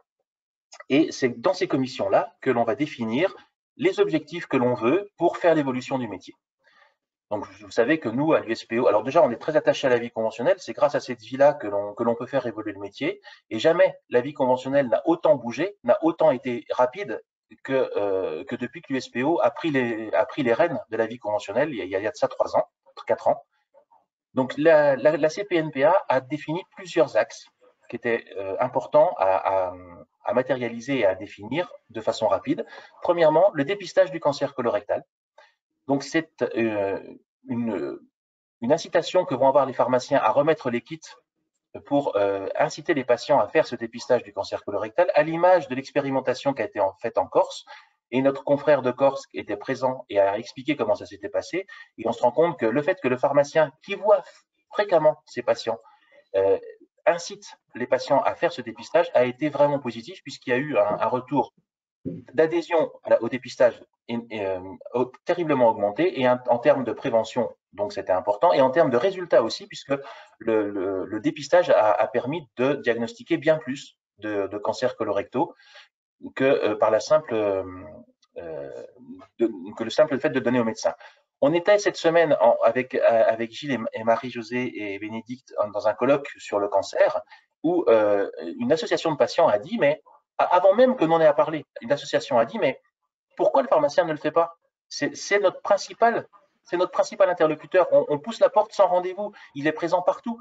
Donc après, c'était facile pour nous de dire qu'on allait le faire et que c'était dans les objectifs de la CNAM de mettre en place ce dépistage. Et vous voyez, une fois de plus, l'USPO, on essaie de coller à ce que les patients attendent de nous et quel rôle ils veulent qu'on joue dans leur vie et dans leur vie tant de prévention que de gestion de leur traitement. Donc le but de ce dépistage du cancer colorectal, ça va être de renforcer le rôle du pharmacien, d'aider à expliquer comment faire un test, parce que je ne sais pas si vous avez déjà fait un test ou si vous avez déjà expliqué, mais c'est quand même un petit peu compliqué. Il faut qu'on puisse se mettre à part pour expliquer, défaire le test, leur montrer comment ça va fonctionner, les inciter à le faire, et puis après, qu'eux-mêmes l'envoient. Il avait été demandé par l'assurance maladie qu'on ait sur le dépistage du cancer colorectal une formation. Donc on leur a dit, attendez, vous n'allez pas nous mettre une formation obligatoire en présentiel ou en distanciel et où non, il n'est pas question, on sait faire. Maintenant que l'on ait les éléments pour montrer comment on incite et montrer quels sont les avantages de faire ce dépistage et comment le faire, ça oui, mais c'est plutôt une information qu'une formation. Donc ils en ont voilà. ils ont accepté ça. Et c'est quand même plus intéressant que ce soit le pharmacien qui soit proche des patients qui le fasse, plutôt que ce soit la Poste ou la Croix-Rouge qui l'envoie de façon systématisée, qui ne sert à rien puisque ça part à la poubelle généralement en même temps que ce soit envoyé. D'autre part, à la CPNPA, on avait un troisième point, donc c'était le pharmacien correspondant. Et puis la dernière chose, c'est la dispensation à domicile. Dispensation à domicile. Voilà. Donc la dispensation à domicile, vous savez que c'est quelque chose qu'on réclame depuis très longtemps à l'USPO. Et ça y est, je pense qu'on l'a. On va toucher du doigt le fait que ce soit réalisé. On en parlera, je pense, à la prochaine commission paritaire nationale qui a lieu cette semaine. Et l'assurance maladie nous a dit, OK, nous on veut bien, mais l'acte de dispensation est déjà payé dans le fait de donner l'ordonnance. Donc nous, on ne veut payer que le fait de porter les médicaments et d'emmener le médicament chez le patient. On a dit, nous, ça nous convient très bien. Ça s'appelle la dispensation à domicile, certes, mais l'acte de dispensation est déjà fait. Nous, on veut pouvoir avoir un forfait pour emmener chez le patient.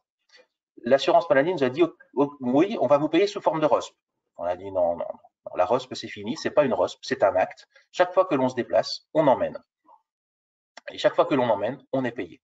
Par contre, nous, ce que l'on veut impérativement, c'est que ce soit fait par du personnel qualifié de la pharmacie. C'est-à-dire qu'il faut que ce soit fait par les personnels de la pharmacie, et j'insiste bien sur le personnel de la pharmacie, qui soit en capacité de délivrer les médicaments. Pharmaciens, préparateurs, étudiants, mais pas surtout. Et le fait que ce soit dans la pharmacie, le personnel de la pharmacie, c'est pour éviter tout simplement qu'il y ait des sociétés extérieures qui viennent et qui vous disent, moi, je vais vous livrer les médicaments, et puis vous me paierez. On a vu ça pour les tags. On ne veut pas que ça recommence. Et il n'est pas question de confier à la Croix-Rouge le fait d'aller dispenser nos paquets de médicaments à nos patients. C'est nos patients, ce sera à nous de le faire. Et la facturation se fera obligatoirement par la pharmacie dans la même facturation que la dispensation de l'ordonnance. Il y aura des critères qui peuvent être des critères fixes, comme par exemple le fait d'être en ALD, le fait d'être en invalidité. Et puis des critères qui sont, je l'espère, ponctuels, comme des gens qui vont être sortis d'hospitalisation suite à une chirurgie, une maternité, la Covid qui va obliger les gens à rester chez eux. Tout ça, c'est ponctuel, mais c'est nécessaire qu'à un moment donné de leur vie, à un moment donné où il y a une fragilité, le pharmacien se déplace au domicile des patients pour dispenser.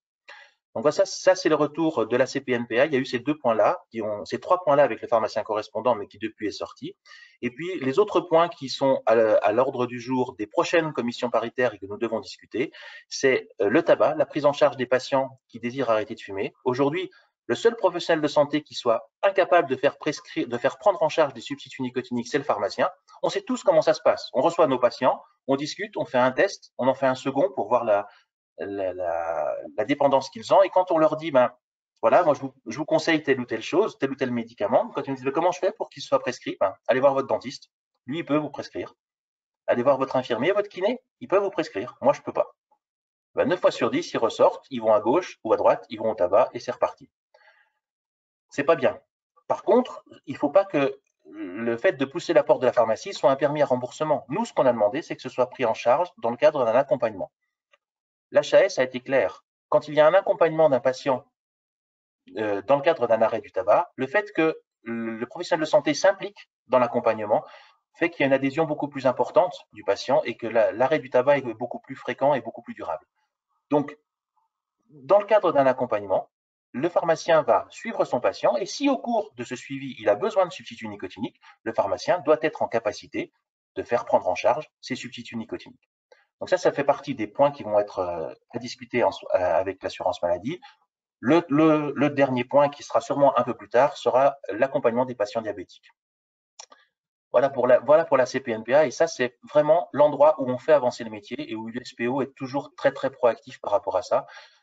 Tant sur le cancer colorectal, ce que je vous dis, c'est l'expérimentation en Corse qui a servi de base et de socle à beaucoup de choses, et puis aussi sur la dispensation à domicile, qui est quand même quelque chose qu'on réclame depuis quelque temps et où l'ancien directeur nous avait promis dans un webinaire au mois de mars, avril, je ne sais plus exactement quand, que ce serait fait pour cette fois-ci.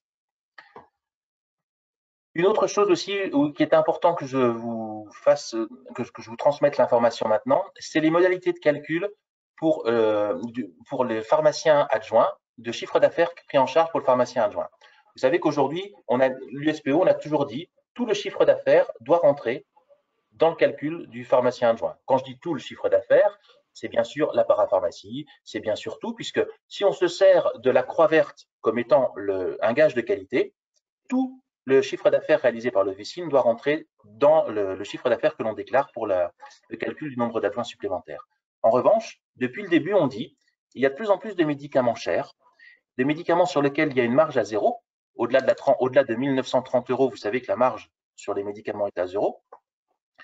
Et certains médicaments très, très, très onéreux peuvent faire basculer un pharmacien en ayant besoin d'un adjoint supplémentaire, ce qui n'est pas juste, parce qu'en termes de rémunération, ça ne l'est pas, et en termes de travail, ça ne l'est pas non plus. Donc, nous avons demandé depuis le début que la tranche au-delà de 1 930 € soit exclue du chiffre d'affaires que l'on déclare à l'ARS pour définir le nombre d'adjoints. Et ça y est, ça progresse. C'est pareil. La première réunion, moi je me souviens quand on y était, c'était à peu près 5 ans. On a commencé d'en parler, ça a prospéré tout doucement, et ça y est, on y est. Donc là, il y a un consensus entre l'ordre, l'autre syndicat et le ministère pour que cette exclusion du chiffre d'affaires au-delà de la tranche de 1 930 € soit prise en compte de façon à ce que ce soit le plus juste possible le chiffre d'affaires que l'on va déclarer. Alors Bénédicte, est-ce qu'il y a des questions sur tout ça? Quelques questions, oui. Alors, sur la livraison, la dispensation à domicile, pourrons-nous facturer la livraison des médicaments pour les résidents de l'EHPAD? Je ne pense pas. Si on pose, J'aimerais bien, mais je ne si on pense pose pas. la question, si on pose la question, ce sera non. Si on ne la pose pas, ben, l'EHPAD, c'est le domicile. Il faut être finaux de temps en temps. Il ne faut pas poser des bonnes questions avant. Voilà. Donc, pardon. En fait, ce qu'explique Pierre, c'est ça qui est important. C'est qu'on était la seule profession à se déplacer au domicile du patient en n'étant pas reconnu et rémunéré. Donc, du moment qu'on se déplace, comme les médecins, comme les infirmiers, comme les kinés, comme les laboratoires, qui ont tous, eux, des indemnités de déplacement. Et il n'y a aucune raison que les pharmaciens ne les aient pas. Voilà, le pharmacien, il n'est pas scotché derrière son comptoir. Ça, c'était il y a très très longtemps. Maintenant, le pharmacien, il projette son acte de dispensation au domicile du patient. Et ça doit être reconnu, et ça fait partie de l'évolution du métier, en raison de l'évolution des besoins des patients, de plus en plus âgés, des personnes qui sont en invalidité. Voilà, on ne transfère pas cette activité de dispensation à systématiquement une aide ménagère. C'est pas comme ça que ça fonctionne. Pour les pharmaciens correspondants, est-ce que le pharmacien doit faire une démarche spécifique pour être pharmacien correspondant? Alors, oui, enfin, c'est le patient qui doit faire la démarche de remplir le CERFA et le pharmacien devra sûrement l'envoyer, ou tout du moins aider le patient à la remplir. Ça peut être, comme le médecin, aider le patient à remplir la déclaration de médecin traitant. Mais normalement, c'est le patient qui le fait. On a déjà des demandes. C'est assez intéressant. Hein. Vous voyez comme quoi le message médiatique qui est porté par l'USPO, où on intervient beaucoup sur le pharmacien correspondant, intéresse les patients. Au point que hier après-midi, à la pharmacie, on avait déjà une demande. Comment je fais pour vous choisir comme pharmacien correspondant? Voilà, ça y est, c'est parti. Et plus vous serez nombreux à enregistrer des patients pharmaciens correspondants qui vous déclarent comme pharmacien correspondant, plus on montrera que ça correspond à un véritable besoin et une appétence des patients. Donc n'hésitez pas, ne refusez pas, allez-y, faites la démarche, mais là on va vous donner des éléments pratiques après la commission paritaire nationale. Ok, c'est bien parce qu'il y a plein de questions assez pratiques, notamment où est-ce qu'on trouve le CERFA pour déclarer le pharmacien correspondant, comment ça se passe si le pharmacien n'appartient pas à la même structure coordonnée du médecin, enfin voilà, tout ça c'est… Alors, toutes ces questions-là, on va vous répondre. On a demandé lors de la CPNPA à avoir le CERFA, ils nous avaient dit qu'ils nous l'enverraient. Moi, personnellement, je ne l'ai encore pas reçu. Je ne sais pas si vous l'avez reçu, mais moi, je ne l'ai pas reçu. Et puis, bien évidemment, la demande de l'USPO, c'est ce que je vous ai dit, c'est que ça fasse partie d'un exercice coordonné, même pas d'une CPTS, pas d'une MSP, mais tout simplement d'une volonté de se coordonner autour du patient. Vous savez, le message que l'on a fait passer, c'est qu'un médecin traitant seul, ben, il ne peut pas se coordonner. Et le pharmacien correspondant, il va servir aussi à la sortie hospitalière. Parce que quand un patient âgé, un patient chronique sort de l'hôpital, ce serait bien qu'au moment où il rentre à l'hôpital, il dise le nom de son pharmacien correspondant, comme il fait enregistrer le nom de son médecin traitant. Et ça permettra, justement, à ce moment-là, eh bien, de mieux organiser la coordination. On sait tous que c'est l'enjeu de l'organisation des soins de demain. Sans coordination, le système de santé ne pourra pas fonctionner. Et donc, on a positionné, avec beaucoup d'anticipation à l'USPO, le pharmacien correspondant dans cette stratégie comme un interlocuteur indispensable à la coordination des soins. Il y a un peu d'inquiétude sur la relation entre le pharmacien et le médecin. Certains pensent que les médecins ne vont pas accepter, etc. Et puis s'inquiètent du fait que ce soit forcément le médecin qui devra accorder ou non le renouvellement ou le changement de dose sur leur ordonnance. Ils ont peur que ça ne se passe pas. Effectivement, c'est toujours une inquiétude. Si le médecin ne veut rien faire, bon, on va être coincé. Maintenant, si le patient pousse auprès du médecin pour qu'il y ait la notion de pharmacien correspondant qui se mette en place, je pense que le médecin, il n'aura guère le choix que de l'accepter. Mais je pense qu'il y aura des réticences, c'est certain. Maintenant, c'est ce que je vous disais tout à l'heure, on est dans le cadre d'un exercice coordonné, donc il faut que tout le monde ait envie de se coordonner. Sinon, ça ne marche pas. Faut pas être freiné par rapport aux inquiétudes ou aux réactions épidermiques de certains leaders syndicaux qui souvent n'exercent pas leur métier. On voit bien que dans des syndicats de médecins, c'est à celui qui parlera le premier pour critiquer le pharmacien correspondant. Bon, sauf que derrière, tout le monde sait que quand un médecin, un pharmacien, un infirmier, un hospitalier parle d'un patient, bah, il s'intéresse au patient. Il ne s'intéresse pas à savoir, toi, tu es pharmacien, toi, tu es ci, toi, tu es ça. Donc, c'est ça qu'il faut arriver à insuffler. Et quand on est sur le terrain et qu'on a un patient difficile, compliqué, qui est en danger, qui n'est pas stable, qui nécessite une attention particulière, toutes ces espèces de déclarations là, qui jouent à dire mais il se prend pour qui le pharmacien, tout ça tombe immédiatement. Et on le voit au sein de l'hôpital, où la pharmacie clinique prend de plus en plus d'importance et que on voit des médecins aujourd'hui demander l'aide systématiquement des pharmaciens pour les personnes âgées, pour les chimios, voilà. Et dans le colloque de l'autre jour où on travaillait ensemble, il y avait des médecins qui étaient là et ils disent mais c'est une évidence quoi. Et personne n'a critiqué le pharmacien correspondant, bien au contraire, tout le monde s'est félicité en disant que enfin ça bougeait. Et l'image que l'on projette de la profession à travers ce débat vis-à-vis des patients, vis-à-vis des autres professionnels de santé, c'est le pharmacien d'officine est un pharmacien clinicien et pas un pharmacien uniquement commerçant. C'est ça le combat que mène l'USPO depuis 20 ans, c'est de changer cette image pour dire vous pouvez compter sur nous, on est des experts du médicament, on est des spécialistes du médicament, on va pouvoir vous aider dans la stratégie de mise en place de protocoles de soins. Alors oui, après il y aura des protocoles de soins, le pharmacien ne peut pas faire ce qu'il veut, ça c'est pas possible et c'est pas souhaitable d'ailleurs parce que ça pourrait être immédiatement une prise de responsabilité extrêmement compliquée à gérer. Par contre, de dire bien le protocole INR, bien oui on peut le gérer, comme l'infirmier peut le gérer, comme le médecin peut le gérer, et plus on sera nombreux à connaître le protocole avec l'objectif INR, plus on sera tous efficaces. Et on ne laissera pas le patient en difficulté le samedi après-midi avec un pharmacien qui n'ose pas dire, qui ne sait pas dire ou qui dit sous le manteau, mais surtout je ne vous l'ai pas dit, ça il faut que ça s'arrête. Voilà. Je vais être plus ferme encore, quand on a un traitement qui est mis en place et qui peut être prolongé parce que le patient est stabilisé, bien le temps médical est précieux aujourd'hui. Et le temps médical ne doit pas être consacré uniquement à une autorisation à renouveler une ordonnance avec un permis à remboursement. C'est pas ça le rôle d'un médecin.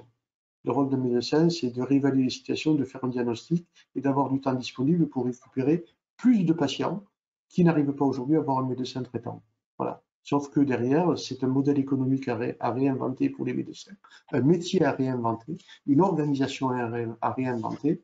Et cette organisation, elle se fera avec les professionnels du territoire et dont les pharmaciens ne doivent pas être exclus. C'est tout le travail de 20 ans de l'USPE.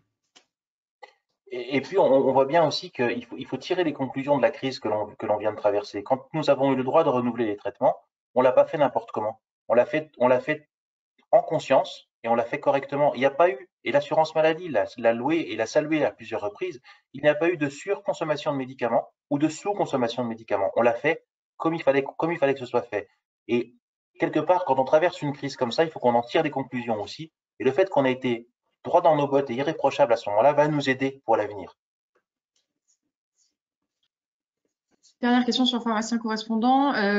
Quid du pharmacien correspondant dans les EHPAD? Est-ce qu'il pourrait être pharmacien correspondant ou est-ce qu'on reste sur le pharmacien référent? Ouais, il y a les deux.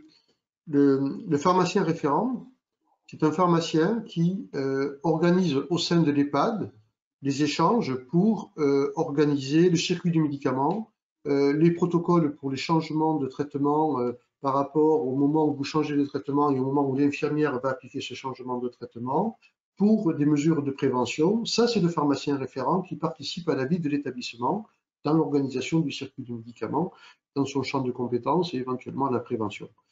Le pharmacien correspondant, c'est un pharmacien qui, lui, est avec le patient sur son traitement, avec un médecin qui va prescrire. Et on voit bien qu'on a beaucoup de difficultés aujourd'hui sur ces patients qui sont âgés et qui prennent un hypnotique. L'hypnotique, c'est 28 jours. Les traitements contre la douleur morphinique, 28 jours. Alors que ça fait partie de la chronicité. Donc, est-ce que s'il y a un protocole de soins qui prévoit que oui, il faut qu'il continue à prendre des hypnotiques, est-ce qu'on ne peut pas déroger à cette règle parce qu'on a mis en place un protocole avec le pharmacien et le médecin qui autorise à renouveler les traitements. Voilà, ça permettra de mettre plus de fluidité, mais toujours avec une alerte du médecin. Messagerie sécurisée, j'ai renouvelé, j'ai modifié mes posologies parce que ça faisait partie du cadre du protocole contre la douleur, par exemple. Hein. On sait bien que contre la douleur, ça peut évoluer. Si on détecte que le patient n'est pas soulagé, il faut augmenter la dose. Le pharmacien sera habilité à augmenter cette dose si le protocole prévu avec le médecin le prévoit. Voilà, et on ne sera pas obligé d'aller chercher une nouvelle ordonnance pour modifier la posologie, pour régulariser la situation par rapport à la facturation de l'assurance maladie. Ce temps-là doit être révolu, quoi. On ne peut pas continuer à travailler comme ça. Avoir des ordonnances qu'on va chercher sous le paillasson pour régulariser la situation, pour pouvoir faire facturer l'assurance maladie. Ça, c'est des choses qui ne peuvent plus continuer. Voilà, il faut travailler de façon beaucoup plus organisée, avec chacun dans ses responsabilités. Donc oui, la coexistence du pharmacien référent, qui a un rôle plutôt relation avec l'établissement, donc de la globalité de la mise à disposition des médicaments dans l'établissement, et le pharmacien correspondant qui s'adresse à chaque patient. Quand tu parlais de l'adaptation des doses en particulier pour la douleur, ça m'a fait penser à la dispensation adaptée. Et pensez bien, c'est toujours valable, hein, c'est toujours quelque chose qui est à l'ordre du jour. Pensez bien à topper les dates que vous faites quand vous ne dispensez pas la totalité des traitements, parce que c'est important pour vous, parce que je pense que ça aura un impact financier non négligeable, premièrement. Et puis c'est important aussi pour l'assurance maladie qui va suivre et qui va regarder ce qui se passe. Et n'oubliez pas que c'est la première intervention pharmaceutique et si on veut qu'il y en ait d'autres, il faut vraiment que celle-ci fonctionne bien. Donc, pensez à le faire parce qu'avec le temps, on peut l'avoir oublié. Donc, remettez ça à l'ordre du jour avec vos équipes. Pensez à tarifier les dates. Est-ce que le pharmacien correspondant pourra à l'avenir être un statut mis à profit pour la prescription électronique? Oui, de toute manière, le pharmacien correspondant, s'il doit à un certain moment adapter des posologies, etc., si le support de la prescription a changé, eh bien, il y aura un changement. Mais on ne va pas attendre la prescription électronique pour mettre en place le pharmacien correspondant. Hein. La prescription électronique n'est qu'un outil de dématérialisation de la prescription.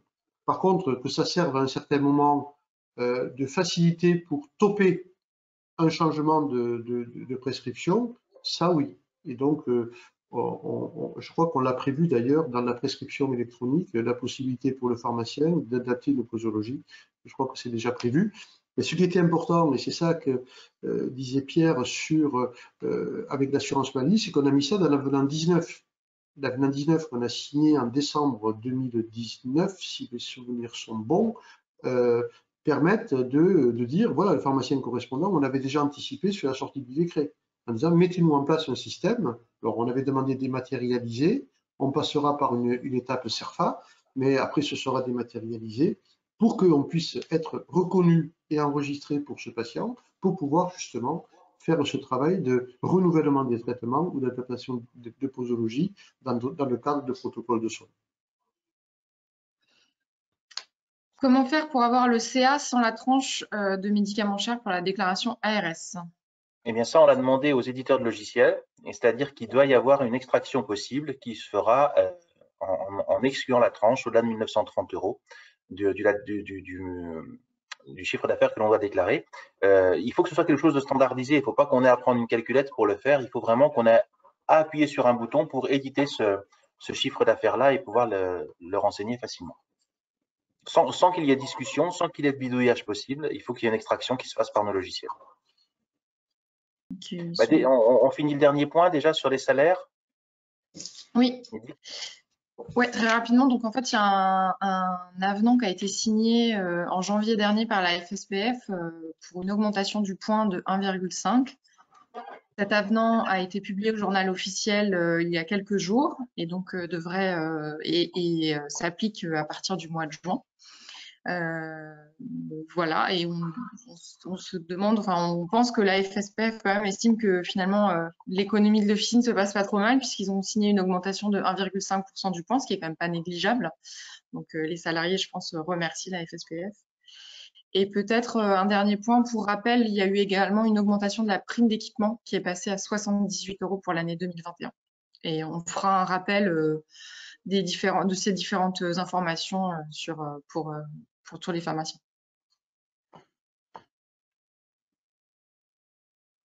Voilà. Est-ce qu'on fait les questions diverses? Vas-y. Alors, quand serons-nous payés de la ROSP générique? Tu passes à la question suivante, s'il te plaît. Alors, la ROSP générique, eh ben, on a juste quelques mois de retard, mais ça, il faut qu'on y soit habitué. Donc, on a eu un conseil d'administration à l'USPO là, il y a quelques jours, et on va remettre les choses dans le calendrier. Ça aurait été payé fin mars. On nous l'a annoncé pour le 19 mai. Maintenant, on nous a dit à la dernière réunion, on aura du retard, on ne sait encore pas quand. Et au conseil d'administration, on nous a demandé de porter, lors de la prochaine commission paritaire, le fait d'être dédommagé parce qu'il n'y a pas de raison quand il y a des retards, que ce soit toujours que dans un sens. Quand nous, on paye notre URSSAF en retard, on a 10% de pénalité. On va le demander. Ça risque d'être compliqué, mais on va le demander. La réponse, on ne l'a pas. On l'aura vraisemblablement à la prochaine commission de cette semaine, le 9, je crois que la commission paritaire nationale est. Et dès la foulée, on vous communiquera la date si on la connaît. Pour l'instant, il n'y a toujours pas de date. Bientôt, mais toujours pas de date. Une autre question sur la vente du CBD en bureau de tabac ou autre. Qu'en pense l'USPO? Comment se positionner en tant que pharmacien? Compliqué. Nous, on se positionne sur l'action thérapeutique. Ce qui nous intéresse, c'est de soulager la douleur. Et donc, il y a une expérimentation aujourd'hui avec le cannabis thérapeutique. Beaucoup de pharmaciens se sont portés volontaires, c'est très bien. Mais sur le reste, on est là aujourd'hui, quel dosage? Est-ce que c'est bien identifié? Est-ce qu'il n'y a pas d'autres produits qui sont à l'intérieur? C'est extrêmement difficile, mais c'est vrai que c'est un sujet qu'il va falloir clarifier avec les pouvoirs publics, bien évidemment, parce que on voit bien que c'est en train de déraper et qu'il va falloir mettre ça en place. Mais enfin, dans la pharmacie, on est dans la thérapeutique, mais c'est des sujets qui vont être abordés très rapidement. On a été alerté par le ministère pas plus tard qu'il y a 10 jours sur ce sujet.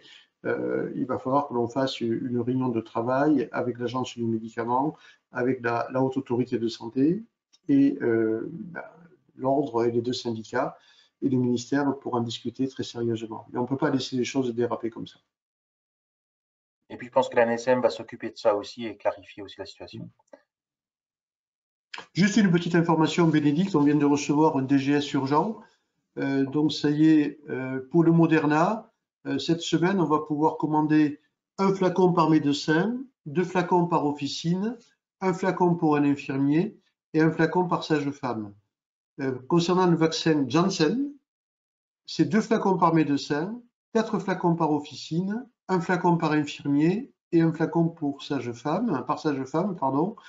Et pour l'AstraZeneca, c'est 1 flacon par médecin pour la première injection, 1 flacon par médecin pour la seconde injection, 2 flacons par officine pour la première injection et 2 pour la deuxième injection.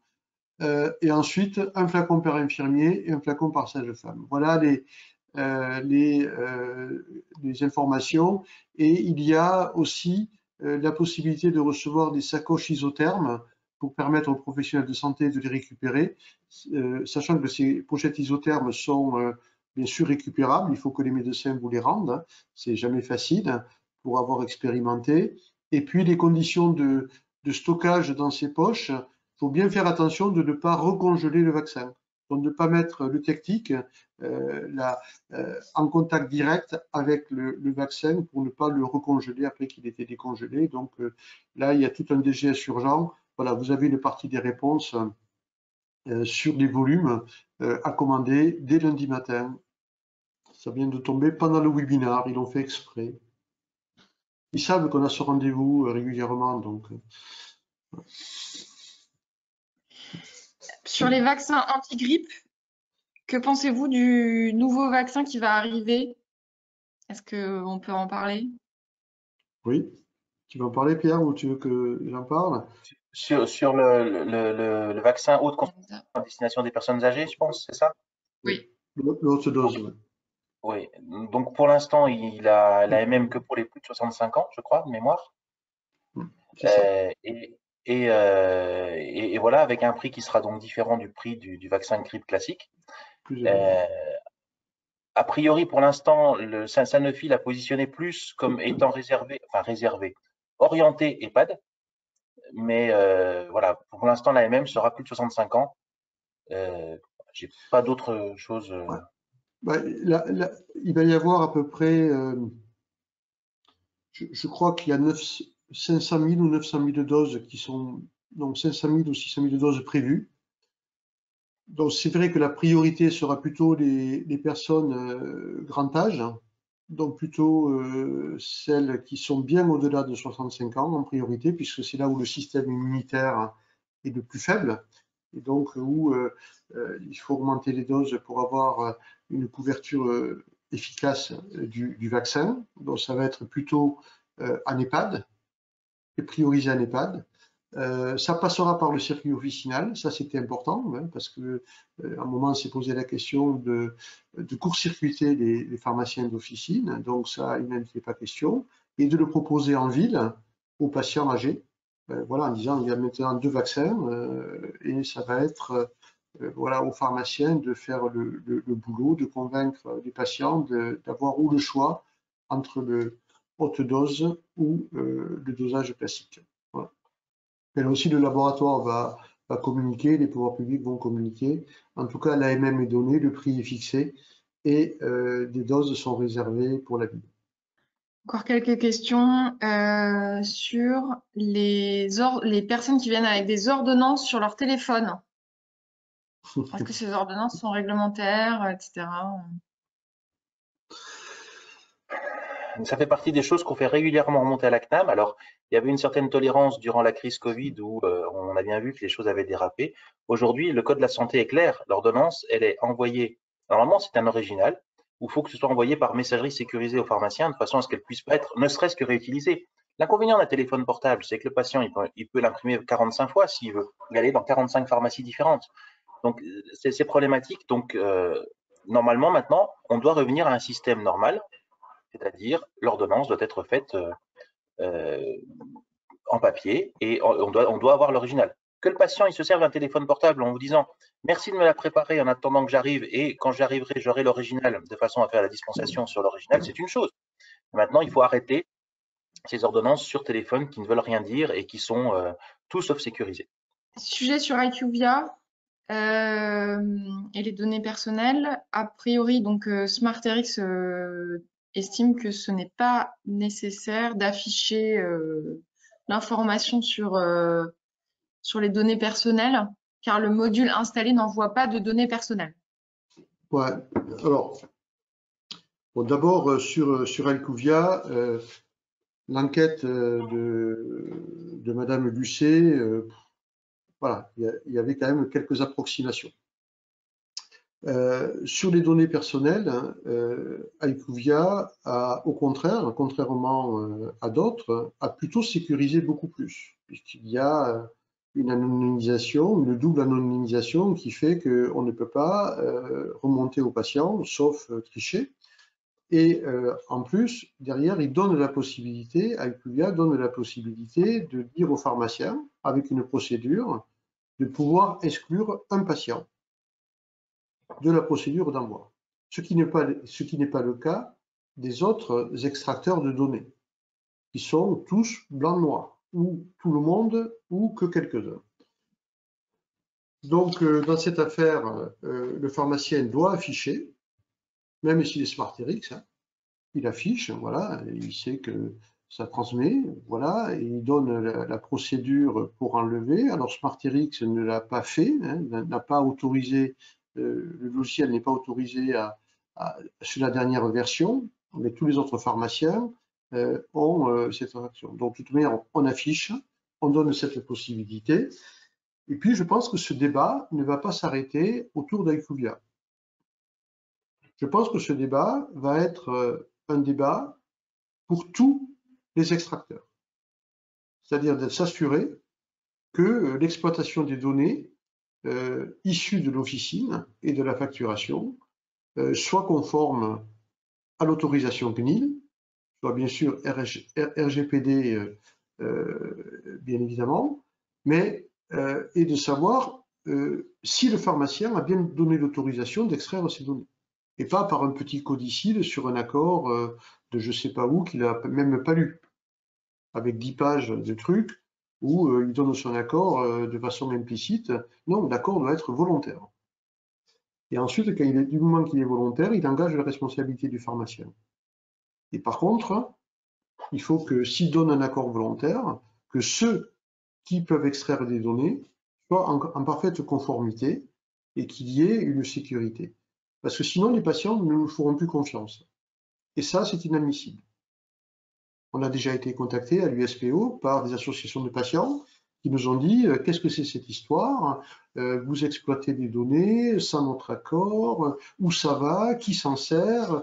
Non, non, on ne peut pas avoir un climat comme ça, qui était d'ailleurs l'objet de cette émission, de mettre un peu le bazar dans le système en faisant croire qu'il y avait des choses qui partaient et qu'on pouvait pister un patient.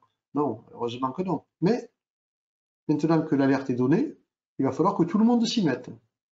Et que tous ceux qui ont mis des extracteurs dans des officines, eh bien, nous assurent et nous garantissent que d'abord le pharmacien est volontaire pour les données et que derrière, ces données soient parfaitement anonymisées et compatibles CNIL et RGPD. Donc voilà, il faut qu'il y ait un débat avec les patients pour qu'il n'y ait pas de crise de confiance entre la pharmacie et les patients, parce que ça serait la pire des choses. Donc, bien, je pense que ce qui s'est passé avec IQVIA va donner l'obligation d'un grand débat autour de la façon dont certains ou permettent l'extraction de données ou empêchent l'extraction de données. Donc, il va falloir qu'il y ait un grand débat là-dessus et qu'on y mette bon ordre, parce qu'on ne peut pas continuer avec une suspicion, avec des doutes, c'est la pire des choses. Donc, au moins, ça aura servi à ça. Mais maintenant, il faut se mettre au boulot. Eh bien, écoutez, merci beaucoup. On a tenu le temps, on est juste à l'heure. Donc, merci beaucoup. Ah ouais. Je voulais vous remercier surtout aussi Bénédicte qui a donné du temps ce matin pour être là et avec nous. Et remercier maintenant aussi Sylvie qui va faire un gros boulot pour tout découper, tout mettre les visios de façon à ce qu'elles soient visibles,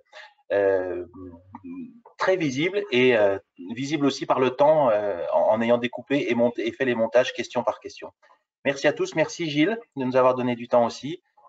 Et je vous dis à bientôt, encore une fois avant les vacances normalement, sauf si l'urgence de l'actualité fait qu'on se retrouve avant. À très bientôt, merci beaucoup, bon courage et bonne fin de dimanche. Au revoir. Bon dimanche. Au revoir.